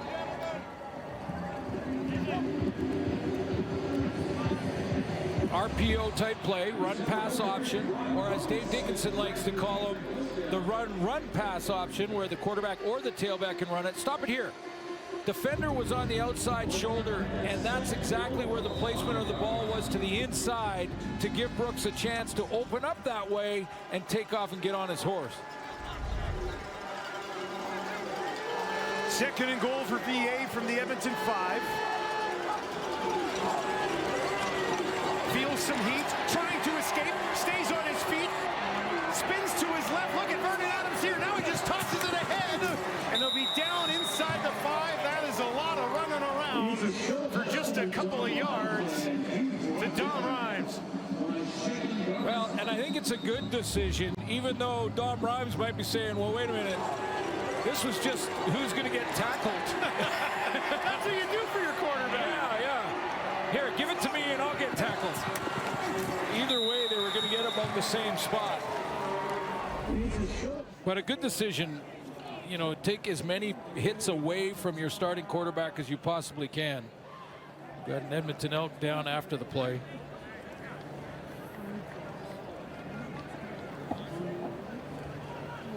It's Jordan Williams, starting defensive tackle tonight. He's down. Chatting with the athletic therapists for Edmonton. Vernon Adams and the Calgary offense on a 3rd and goal from the Edmonton 3 still out there. We have seen Paredes have a 12-yard field goal earlier in this one. So here's the... And now they are going to bring Paredes out. And make it a 16-point game. Interesting discussion on the quarterback situation for both teams from the panel at halftime when talked about if Calgary scores here with the field goal and then gets another one, is that it for Vernon Adams? Like if they have a 22-point lead. Three possession lead, yeah. Again, they have to win, keep their hopes alive to host the playoff game. Storylines that we will follow in the second half of this game. Right now, Stampeders in control.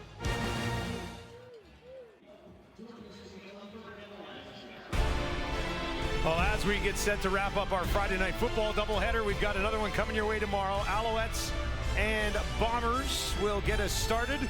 And then Nathan Rourke and the BC Lions heading out to take on the Rough Riders. The road to the Grey Cup will go through Saskatchewan in the West. A lot of rest versus rust discussions going on with some quarterbacks and different players in some of those games. Montreal knows where they're going to finish in the playoffs. They host the semi. It's not even so much rest as opposed to just avoidance of injury. Right? Keep everybody healthy. Here's Fajardo, a little fake, buys a little bit of space for himself, takes off, and he's still going. Cody Fajardo down inside the 50. That is Edmonton's longest running play of the ball game, and in business here midway through the 3rd quarter. Yeah, and I think a couple of defenders for Calgary thought he was going to run out of bounds a couple of times here. He pulls it on the RPO look, and then you can never jump. Devine Scott looks at him and goes, "Oh, hey, you still had some room. I thought you were going to run out of bounds right there." First down on that Calgary 47. This time they will hand it off. And that is actually Isaiah Knight into the game at running back. Isaiah Knight, the 22nd overall pick in the past 25 draft, 3rd rounder, had 21 touchdowns and over 3,600 yards in 37 games with the University of British Columbia. Yeah, UBC. Time tailback there, and that was just let's go find some contact kind of run. So an opportunity here in the second half to get a first look at Isaiah Knight. Fajardo to his left. Hilaire is there, and that's a first down for Edmonton. And this is in no way Mark Killam saying that Justin Rankin is the reason that they're behind or anything like that. This is just a chance to get some young players on the field in a real game and maybe get a chance to get ahead of the evaluation process for next year for Edmonton. Knight, just 22 years old, 6 feet tall, listed at 212 pounds. Quick hitter, nice move. Calhoun down inside the 10. That's another player who's getting a look here tonight from Edmonton. That's his 3rd catch of the ball game. Yeah, and a little fake to Isaiah Knight first, and then Calhoun, he recognizes the soft spot. Again, former quarterback, knows what a zone defense looks like, knows where that soft spot might be, and finds it. And a 27-yard gain for Calhoun. First and goal from the Calgary 9. Edmonton thought they found the end zone in the first half, but it was ruled a fumble instead. Fajardo keeps it, drops it in there, far side, and Calhoun onto the roster, into the lineup, and into the end zone. His first CFL touchdown, and the Elks have some life. Nice touch pass from Cody Fajardo. to drop it into Calhoun, and yeah, keep this one. Put it in your trophy case. Some concentration there. I think it was Derek Moncrief that was kind of waving at it as it went over his head, but a couple nice catches on that drive. He's been targeted 4 times. He caught them all. He's got 68 yards and a touchdown in his CFL debut. And we have a 9-point game midway through the third quarter at Commonwealth. Cody Fajardo finds a new weapon in the lineup for Edmonton.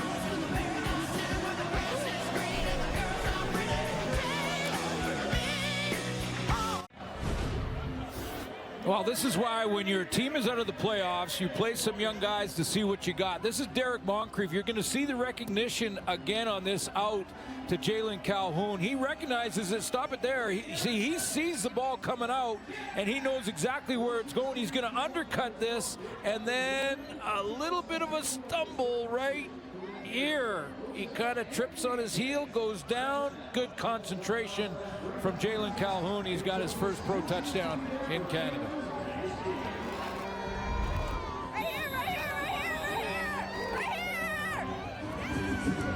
Play the young guys. See what you got in them. Let's go. That's something to build on for him. He's going to be back next year. A little bit of confidence maybe coming into camp. And maybe a fan says, hey, I like this guy. I'll come back and see him next year.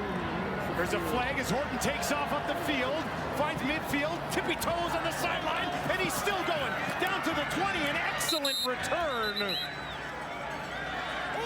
for the Stampeders, but is he coming back?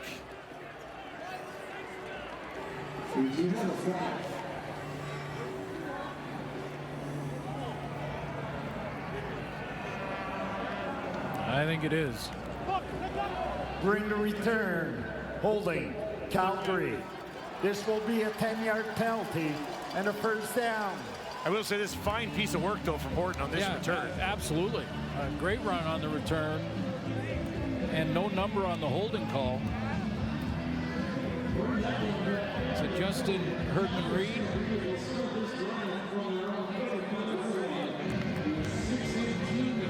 It's an 80-yard return, wiped off the board. Well, we brought up his name because there was a lot of discussion on the Calgary sideline with him. Didn't get a number on the holding call.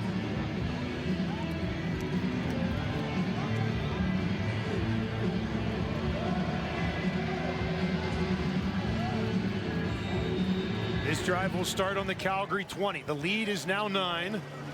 Vernon Adams 11 of 14, 205 yards through 2.5 quarters.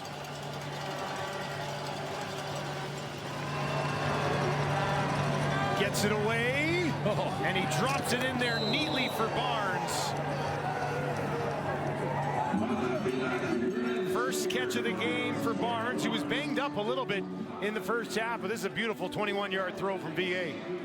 Okay, well, let's show that great throw and catch first of all, and then we'll go back to the penalty for Calgary fans. I believe it was Herdman-Reed, number 59, but you're going to see us on this return.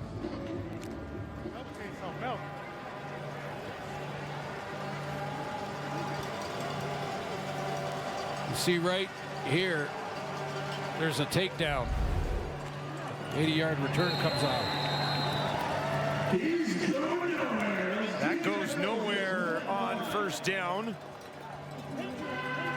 as Mills gets just a yard on his 14th carry of the ball game.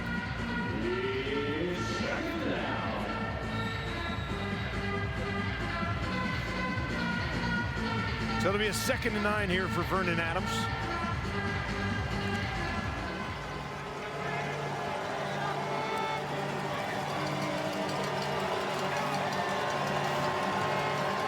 Edmonton, how many will they send? They're going to send about 8. VA feeling the pressure's taken down. Ball pops out, but they're going to say it's blown down at the 35. And Edmonton decided to bring a significant amount of pressure, and that time it paid off. I know Mogensen comes down the middle. I believe he's picked up, but you're right, pressure is coming.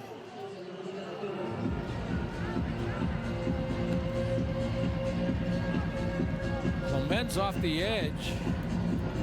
I think he gets home playing for Joel DeBlanco, who's not going to return to this second half. DeBlanco is out for the rest of the game, as is Cordell Jackson, two of the brightest stars in the second half of the season on this Edmonton defense.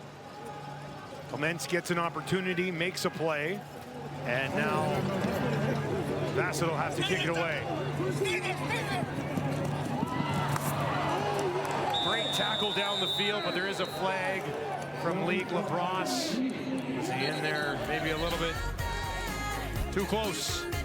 There's another look at that sack on Vernon Adams.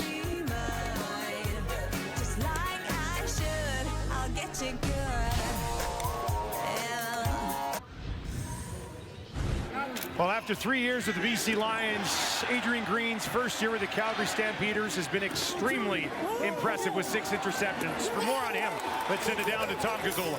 Yeah, he comes into action, Dusty, tied for the league in interceptions, and he says he's leaned a lot on Baron Miles, the DB's coach for the Stamps. Of course, Miles, 12 years in the CFL, finished up, tied for second all-time in interceptions with Larry Highbaugh, the Elks great, Edmonton Elks, Eskimos great, I should say. And Green said that he goes to Miles all the time, tries to pick his brain, and it led to him getting these 6 interceptions thus far. He only had 3 coming into this season. Guys, we asked him, have you ever picked off Cody Fajardo? He thought about it, smirked, said, not yet. Still has some time to get that first one against Fajardo. It's good to have that confidence, and why wouldn't he? Well, you know, Fajardo took a shot down the field in the first half and completed a deep ball on him, and I thought, was he peaking, doing what Baron Miles did 66 times in his career, interceptions, and there he is in the all-time list. Les Brown way out ahead of everybody. There's Larry Highbaugh, as Tom mentioned, and I was a teammate of Terry Irvin's. T.I. was unbelievable when it came. He lives in Calgary now, I believe, still. Oh, really? Yeah. They'll hand it off. Nowhere to go on that one.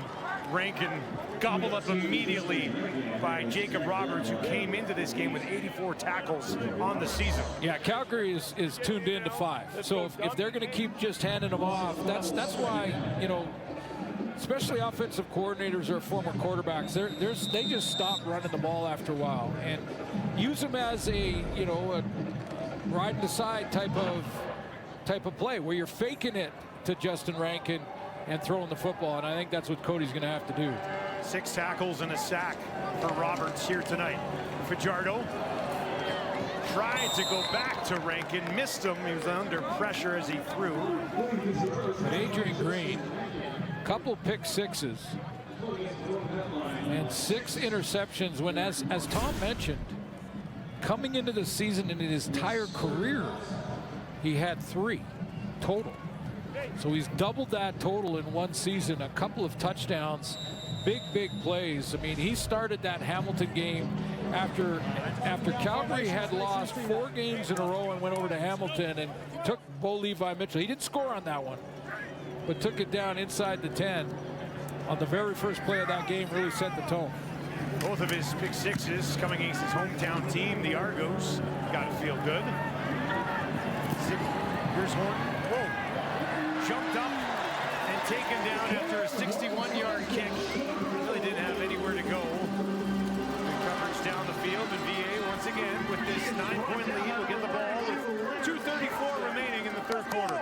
Yeah, and that whole discussion about how long do you leave VA in, well, it changes now because it's only 2 possessions. And Dave Dickinson wants to keep that thought of hosting the semifinal alive. They have to win to do it. And BC still has control. So it's just win tonight and then hope the Riders help you tomorrow night. Adams clicking along at 80% tonight. That'll help. Finds Jones, and the former member of the Elks takes it down to the 35. A big one from Tevin Jones. Anytime I see this guy, I go, why don't they get the ball to him more? Yeah. Said the same thing when he was here in Edmonton. He's a heck of a player. Yeah, you know, and when we talked to Dave Dickinson this week, he brought him up before we did, and it wasn't like it wasn't like we were saying, you know, let's talk about Tevin Jones and you know why he might not get the ball as much. But he brought him up and said, boy, I like him. I think we're you know, looking at a guy that can be a perennial 1,000-yard receiver, given the opportunity. This time on the ground, Mills trying to find space. It will not come. He is taken down. Garnes and Johnson in on the play. I mean, he's thick too. He's 6'3", 225, Tevin Jones. So he's one of those guys that on the play that he just had, that little bender route, which VA has thrown pretty well tonight, it's almost like some DBs are going to hesitate when they go to stick their head in there and try to make a tackle on this guy. Big body. Yeah. Coming over the middle. Sometimes you make a business decision to go, oh, just. Well, I remember I'm trying to drag him down, not chatting with him when he was playing with Edmonton. Loved getting on special teams. Loved being involved in that physical side of the game. Here's Adams trying to spin away, taken down, balls out, but multiple flags on the play. VA ends up on top of it when it's all said and done. We'll find out what those flags are for. Back-to-back plays where VA lost the handle on the ball. I thought that earlier one might have been a fumble. Number 67, 10-yard penalty. We're going to replay second down. I'm sure Elk fans thought it was. They ruled him down and sacked there, and that was recovered by Vernon Adams. So Calgary regains possession.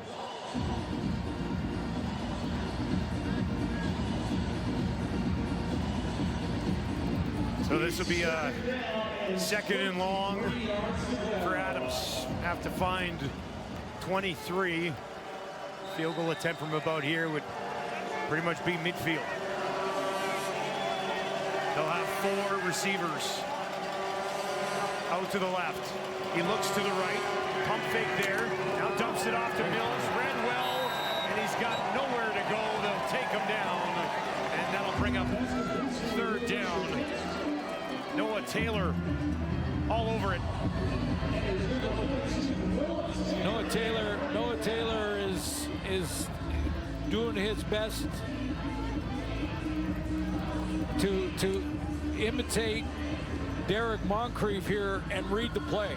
I mean, he reads the play so quickly that he runs past that front offensive lines trying to get out in front of that, and he runs right past him. And VA goes, wow, that was a good read.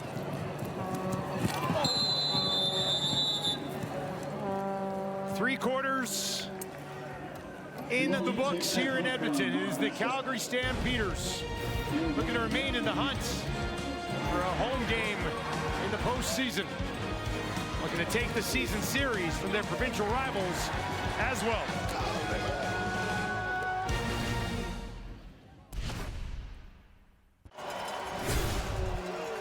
Calgary Stampeders off to the postseason after this. They've got a 19-10 lead, and their quarterback playing pretty well right now. Yeah, if you look over the last 2 games, well, 2 games and 3 quarters up to this point, Vernon Adams is completing over 80% of his passes. He has not thrown an interception in that time, and it looks like his game is back. This is the team going to the playoffs, the Calgary Stampeders. They'll go as far as number 3 is going to take them.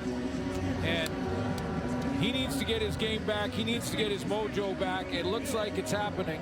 This game still has some work to do here tonight, but I think if you're a Calgary Stampeder fan, you're excited about your quarterback finding his game again, finding his form. Came out of the gate really hot to start the year. Battled through some things in the middle of the season and is dialing it in right now for the Stampeders. Fourth quarter begins. Edmonton down 9. Fajardo quickly gets it away. And back into the hands of O.J. Hilaire, who coming into this game since starting for Edmonton. Has been catching balls at a 74% clip. So a couple of areas offensively that Edmonton will look at in the offseason, try and bring in as much competition as possible. Receiver, certainly. I think they're good at running back. Real good at running back. And I would suggest O-line they can work on, maybe in the draft. Pressing outside. There you go. One of the reasons they're starting Gregory Eland over there at right tackle. 5-yard penalty. It remains second down. Taking a quick look at him, they saw some of Carter O'Donnell out of the University of Alberta in games previous to this one. Yeah, he'll be a big part of what they're going to do next year. Yeah, absolutely. You know, but I really believe this team has turned the corner, and I think there's lots of people that would like to have seen this team in the playoffs, and maybe some teams that didn't want to see them in the playoffs. Pump fake for Fajardo. Now lays one out there into a window. Hilaire says he caught it. Calgary is saying, no, you didn't. And a discussion from the officials. Well, I saw him get in behind coverage out of the gate, and it looked like he had a long way to go to do it. But you could see a little outcut, and then he takes it up. Delaney Robinson bites on that out, and he catches it, turns, and the knee touches inbounds. They're going to take a look, or is Dave Dickinson challenging? Well, Edmonton was trying to get that away right away, and Dickinson did get that challenge flag thrown just in time. Calgary is challenging the previous play. They believe the pass was incomplete. The play will be reviewed.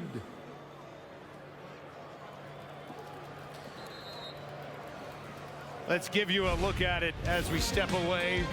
Replay center will take a few looks at it. Spectacular effort from Hilaire. Oh, and it got. All right, here's another look at this one that they're reviewing right now. You see Hilaire, he has it. It comes down. Is his hand under it? Right there. That's what we'll have to determine. Let's get the ruling. Upon review by the replay center, the call on the field is overturned to an incomplete pass. It will be third down at the 13-yard line. Well, a big swing for sure, because now it'll be back third down and a punt from Jake Julian. It's a different look at it. Well, ruled a catch from the on-field officials. Dave Dickinson, by the way, is right there. So he has the best angle to see whether or not the tip of that football hits the turf as he's going down. I thought from the angles that we saw and the fact that it was ruled a catch, you can't tell if his fingertips are underneath it where it hit the turf or not. But the replay center thought otherwise. Horton midfield, caught it on the run, took a heavy pop on the return. That's Jacob Lamunden, who had some speed coming downhill on that one. Yeah, and didn't even break down to try a tackle, just ran through this one.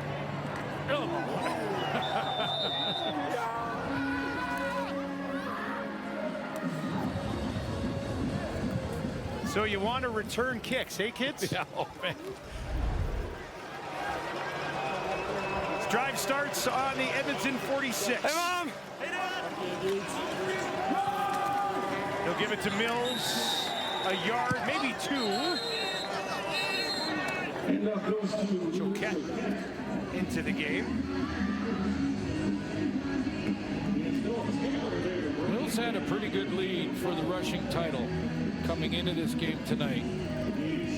A.J. Ouellette and Butler play tomorrow night against each other,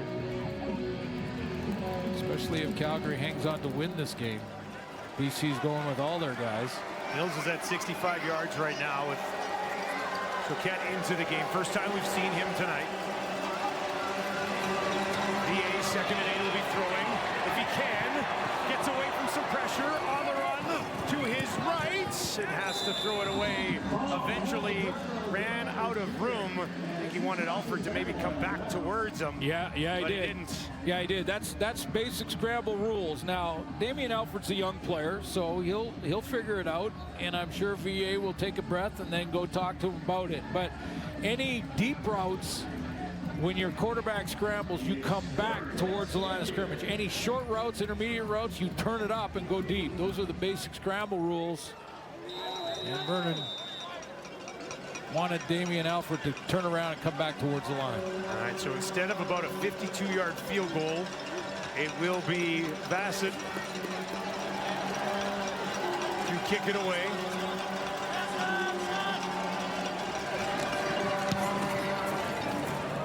Hangs one up there, and that one will bounce into the end zone.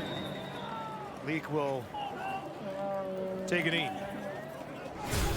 Here are your nominees for outstanding players from the Edmonton Elks. Justin Rankin, the MOP nominee. Joel DeBlanco, outstanding Canadian. And Cordell Jackson is a no-brainer. You know, when you look at his stat line and just the changes at linebacker and things that, and the juggling they had to do. Javon Leak on special teams. What do you think? I think it was a pretty easy decision. Yeah, I think so. There's DeBlanco, didn't finish the second half here. It was nicked in the first half, but since becoming a starter, 80 tackles. DeBlanco had 75 tackles in his 11 games as a starter. Yeah, a few before that, right? So given an opportunity, boy, it's been a long night for Rankin. This time it's Tights who's all over him, and that'll be a tackle for a loss. Yeah, they're just, you know, Calgary has brought everyone towards the line of scrimmage. They've got them tight up there in the box and making sure that they just take away run lanes. And the next step offensively when teams do that to you is to try to go down the middle or down the field with the big throws off play action. And Cody Fajardo hasn't been able to do that yet tonight. So a 2nd and long for Fajardo. Calgary just sends 4. Going to bring a little bit of pressure anyway. Cody trying to escape, dumps it off. It's bobbled. And that's the rookie running back running into the veteran linebacker in Moncrief. Isaiah Knight had a chance at it. He caught 57 passes at UBC as their starting tailback. So he does catch the ball well out of the backfield, but he took a peek down the field and then said hello to Mr. Derek Moncrief, who once again has been all over the field tonight. Definitely could have been. Nothing against Clarence Hicks and his big season, but definitely could have been a nominee for outstanding defensive player. Oh, and I think Hutchins could have as well. So that shows the type of year that they've had defensively. 56-yard kick. Morton brings it down, runs into a wall, and is taken down just outside the 20. We'll take a look at what Calgary has moving forward for their award nominees when we return to Edmonton.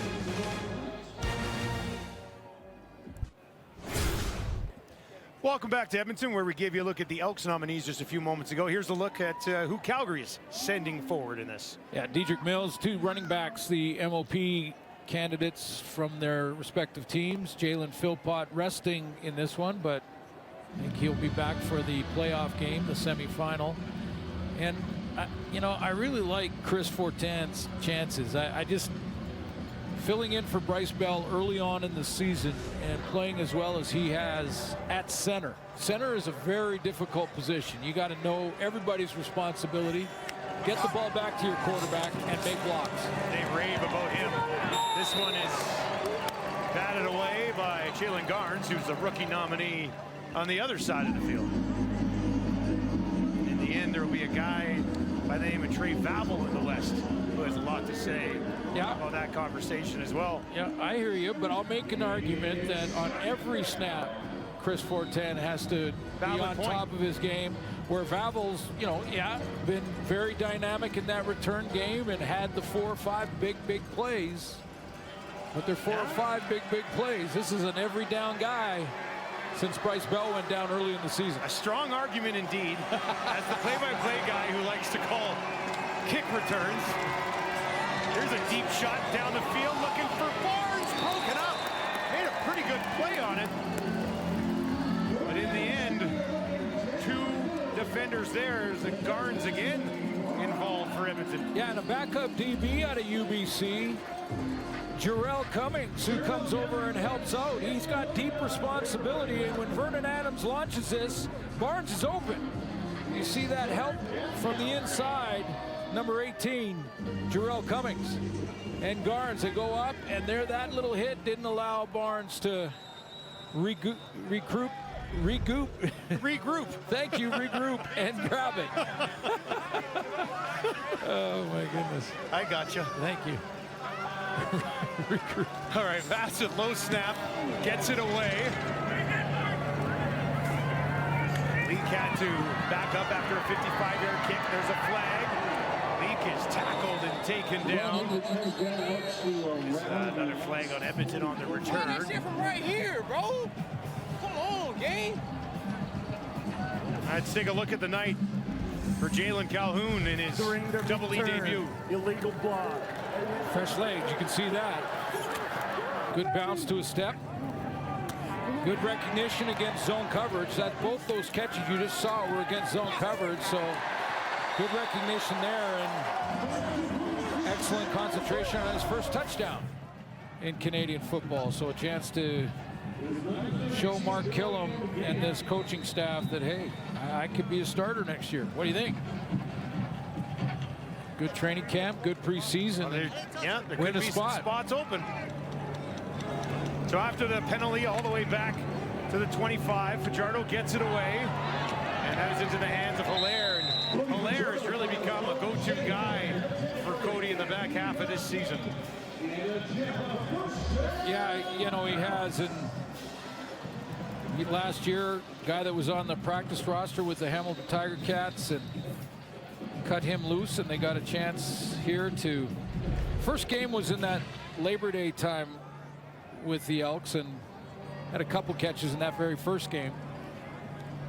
Hilaire's got a team-leading 73 receiving yards tonight. Fajardo, nice catch, guns one in there, and Hilaire comes back to it. That might be his best work of the night. Yeah, real nice catch, because this is a tough one. He's running around this, again, it's a bender around the linebacker, and then has to go back the opposite direction and snag it, and then keep it off the turf. Got strong hands on that play. And learn from the deep one that got called back. Keep that off the turf there. Isaiah Knight in the game at running back. Fajardo knew where he was going with this one, finds Victor, made a move, and he's got another first down for Edmonton. 8 minutes on the clock. They can finish this drive.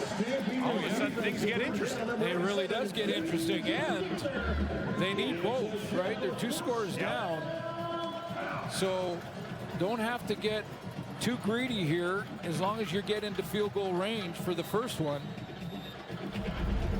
Clearly, every drive, the expectation is to try and score a major, but you need both. You got to be smart with the ball. Fajardo's up to 272 yards, 20 of 26, touchdown, and the 1 interception. But up until last game against Edmonton or BC, which again we talked about them kind of running out of gas in that one because they were in playoff mode for a month and a half. But he had gone 6 games without throwing an interception. It was over 180 pass attempts without a pick. Maybe the best quarterback in the league this year protecting the ball. Work from the 45. Fajardo down the field, up for grabs, incomplete. Trying to find Hilaire again. Tough guy to work against in Adrian Green. Adrian Green is in a one-on-one up here because it's a safety blitz, so he's gonna take the deep route and watch him try to high point it. Remember when Tom talked about him saying, I haven't got Cody yet? I think he had his eyes on this one being the one he gets him. And Allaire played defense. Yeah, I was going to say defended well, essentially, by O.J. Allaire. Now Fajardo, a flag as he takes off. Little pump fake.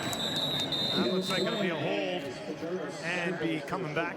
This is what I mean about decisions. You know, this is game management and knowing that you need 2 scores. You're down by 10, so you need the field goal too. Holding. And you can't have that. Edmonton number 61. It takes you out of field goal range. Penalty. We're going to replay second down. 10th penalty of the game on Edmonton. So in that situation, again, game management, Cody Fajardo doesn't want to take a sack, or you don't want to take a penalty. Well, Martez Ivey started at left tackle tonight. Remember, he got hurt. And now they've been running Mark Evans in there, and he's been victimized a couple of times. 2nd and 20 for Fajardo. Can he get him back into field goal range, maybe? Not going to happen. He is wrapped up. Didn't even have to take him down. Clarence Hicks has his 12th sack of the season. Let's take a look at Clarence Hicks in his office coming off the edge. Little inside move and then a spin. That was Gregory Eland, the newcomer.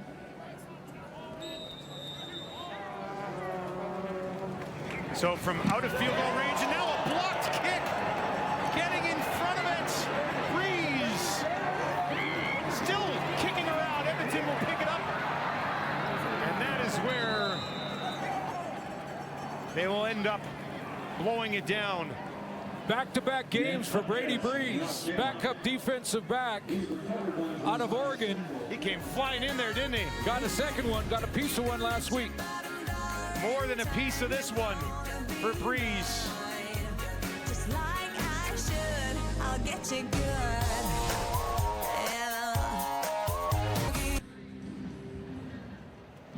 Well, what a play by Brady Breeze to block that punt attempt. Now his team will have the ball on the Edmonton 6. 28-year-old out of Oregon making the play. Like him, man. I think he's got an upside there. Vernon Adams looking to put 6 more on the board here. VA. Hit as he throws. Almost intercepted. Logan wanted another look at that one. Let's go back to the block by Brady Breeze, and I'll show you the personal protector. Isaiah Knight has a decision to make. He's got to step up first, take the inside, and if he doesn't see anything inside, step out and make sure he gets a piece of Brady Breeze. He didn't. He missed him. Breeze gets there. 2nd game in a row on the teams that he's got a piece of a punt. Last week, it crossed the line of scrimmage, but Calgary got possession. This time, it's a block setting up great field position. 2nd and goal from the 6. This time, they'll give it to Mills. Back to the line of scrimmage. No further. And will it be another chip shot here for Paredes? No. I know it's tempting, but I'm taking the points here. Taking the 3 points. I mean,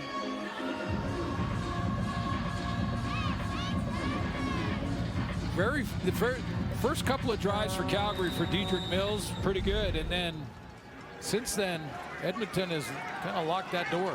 All right, so 3rd and goal from the 6, and they are going to go for it. Mills to the right of VA. VA throws it. Tackle made, and a turnover on downs. Ford makes the play for Edmonton. 4.5 minutes on the clock. Could have been a 13-point lead, but instead remains 10. Yeah, I wondered about that. You know, I mean, I'm taking the points there, and it's not second-guessing the coach when you do it before he makes the decision. Still got it a 10-point game now. Instead of a touchdown and a field goal, it would have been basically two majors. Two majors to come back, yeah. Interesting. Still comfortable. And if you turn it over, you're putting Edmonton inside their own 5. That's another angle, and your defense playing well.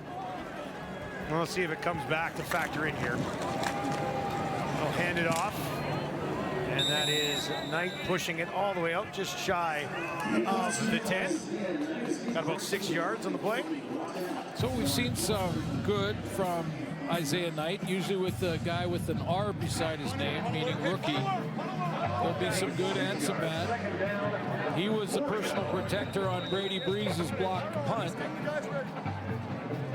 Seen some good physical runs up in the middle, and then had that one drop in the throwing game, passing game. 2nd and 4. Fajardo trying to escape from the end zone. In trouble again, and he will be taken down. You surprised we only saw Cody tonight for Edmonton? Yeah, I am a little. Well, you know, when I saw the depth chart, I guess we shouldn't be, because Trey Ford, who was number 2 all year, was dropped to number 3 behind Cole Snyder for this game. And, you know, when Tom in the first half talked about that relationship between Cody Fajardo and Mark Killam and how they feel like they see the games the same, and that Killam would love to have Cody back next year. I think that goes without saying. He didn't get into that discussion with us on the week Zoom calls, but he, you know, clearly likes Cody. They see the game the same way and would like to have him back. And I don't know if Trey Ford is back in Edmonton next year. Towering kick, 62 yards. Horton makes a couple of guys miss. And finally, they will track him down. Luke Burton-Cron, the long snapper, making the tackle there. And we're inside 3 minutes.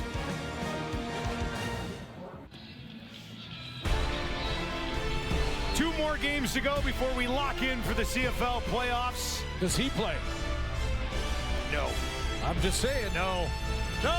He's gonna. Yeah, Lions still have Rourke going. They want to wrap up that home playoff date on the West Coast. They'll wrap up the doubleheader, final game of the season, Riders and Lions. 2 great young guns in that promo, eh? Those are great faces of the league there. Absolutely. 2.5 to play here. Calgary leading 20-10. They'll give it to Troquette. Boca tackle, pushing it ahead. Mogensen, Ford, making the play for Edmonton. Yeah, now if you're Edmonton, you got to tackle the ball. Rip the ball out, even if it means a missed tackle and Choquette picks up some extra yards because of it. Defensively now, you got to go for the ball. Get the quick turnover. Give your offense a chance. But a couple of first downs and Vernon Adams can end this. They'll need 8 yards here. Brooks and Barnes will slide over to the right of their quarterback. VA gets it away. It's Jones trying to reach ahead. Pretty good effort. See, that means you're looking for small victories for Edmonton. Even with a loss here tonight, they will finish above 500 at home for the first time since 2019. So yeah, I something think, to cheer about at Commonwealth. Yeah, some great talent out here. Rankin leading the way, even though it's been a tough night tonight. Clearly Calgary was focused in on trying to keep him under wraps. But keep in mind, like, Niles Morgan, Nick Anderson, Royce Metier, those are a lot of... Jake Ceresna, Robbie Smith. Yeah, a lot of guys that'll be back and, well... Or might not be. Like, I think Ceresna, right, there's some decision, but they've been missing those guys. But they're part of this organization, and the young guns like Mogensen and DeBlanco that have got great experience because of those injuries to Niles Morgan and Nick Anderson, that bodes well for the future as well. So, you know, yeah, they have to go out and bring in competition at some positions. Timeout, Edmonton. But I wonder about Trey Ford's future. I hope that another team gives him an opportunity, in that he has got such great athletic ability, and if someone can tap into that, and then he brings that that personal responsibility of leading a team that he's probably learned throughout this season from one of the best in the business at it, Cody Fajardo, who's been a champion and led Montreal 2 years ago to a Grey Cup. But you know he'd have to restructure for sure if they both come back to Edmonton. Yeah, he got that contract. They were expecting him to maybe be the guy this year. He brought in a veteran like Cody as insurance, decided to go to Cody about 6 weeks into the season. Haven't looked back since. Been 500 since. And we haven't seen Ford again since, in any fashion. But you just, if you're reading the tea leaves here, and you saw him go down to third on the depth chart for this game tonight and then didn't play at all tonight. If he's in the plan in Edmonton, he plays tonight. Probably would have seen him in the game at some point. Yeah, I just, now again, Coach Killam didn't want to talk about it and won't until after their wrap-up meetings and things like that, but it's a stretch to think he'll be back here, I think. He pulls it, finds Barnes. Barnes has the first down, and now he will go down with just over a minute left on the clock. Yeah, that pretty much does it because you're down 2 possessions. And this is a playoff team now that is putting a little pressure on the BC Lions and saying, listen, tomorrow night in Saskatchewan, you got to go out and take care of your business. BC still has control. They win, they get second and host the semifinal. But Calgary's now put the pressure on them winning this game tonight. Mentioned earlier in the broadcast, Calgary has been streaky this year. They won 2, then they lost. They won 3, then they lost 2. Then they won 3. Then they lost 4 in a row. A win here would be a 3-game winning streak heading into the postseason for the Stampeders. And I think Dickinson would have to be happy with that. Absolutely, and the fact that they have lost around 29 players, I believe Coach Dickinson said, to injury at different times and had to make a whole bunch of different decisions defensively when it came to their front four. Their secondary has basically looked different almost every single game in the back half of the season. Playing with 2 Canadian corners, which we can't remember ever happening in the history of at least recent memory. But Delaney Robinson and Adrian Green have both been playing corner the last 2 games. And doing well. Hand it off again here to Choquette, getting some reps at the end of this game for Dedrick Mills. And what a turnaround for the Calgary Stampeders. About to secure their 11th win of the year after having just 5 last season.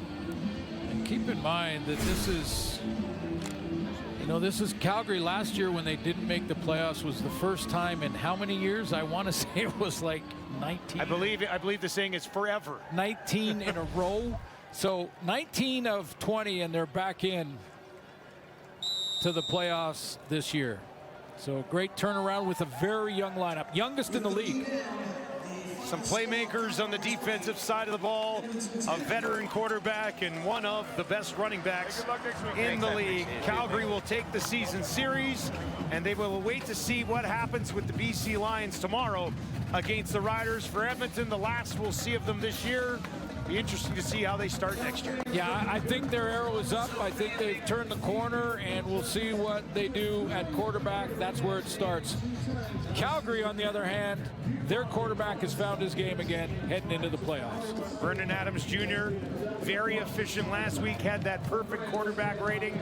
Tonight he goes 17 of 24 for 285 yards and took care of the football. So after a 5-win season last year, the Calgary Stampeders go 11-7 and will head into the playoffs on a 3-game winning streak. And Vernon Adams, playing pretty well, could be dangerous in the West. And another offseason looming for Edmonton. 20-10 the final in the Battle of Alberta. Sports Center is next.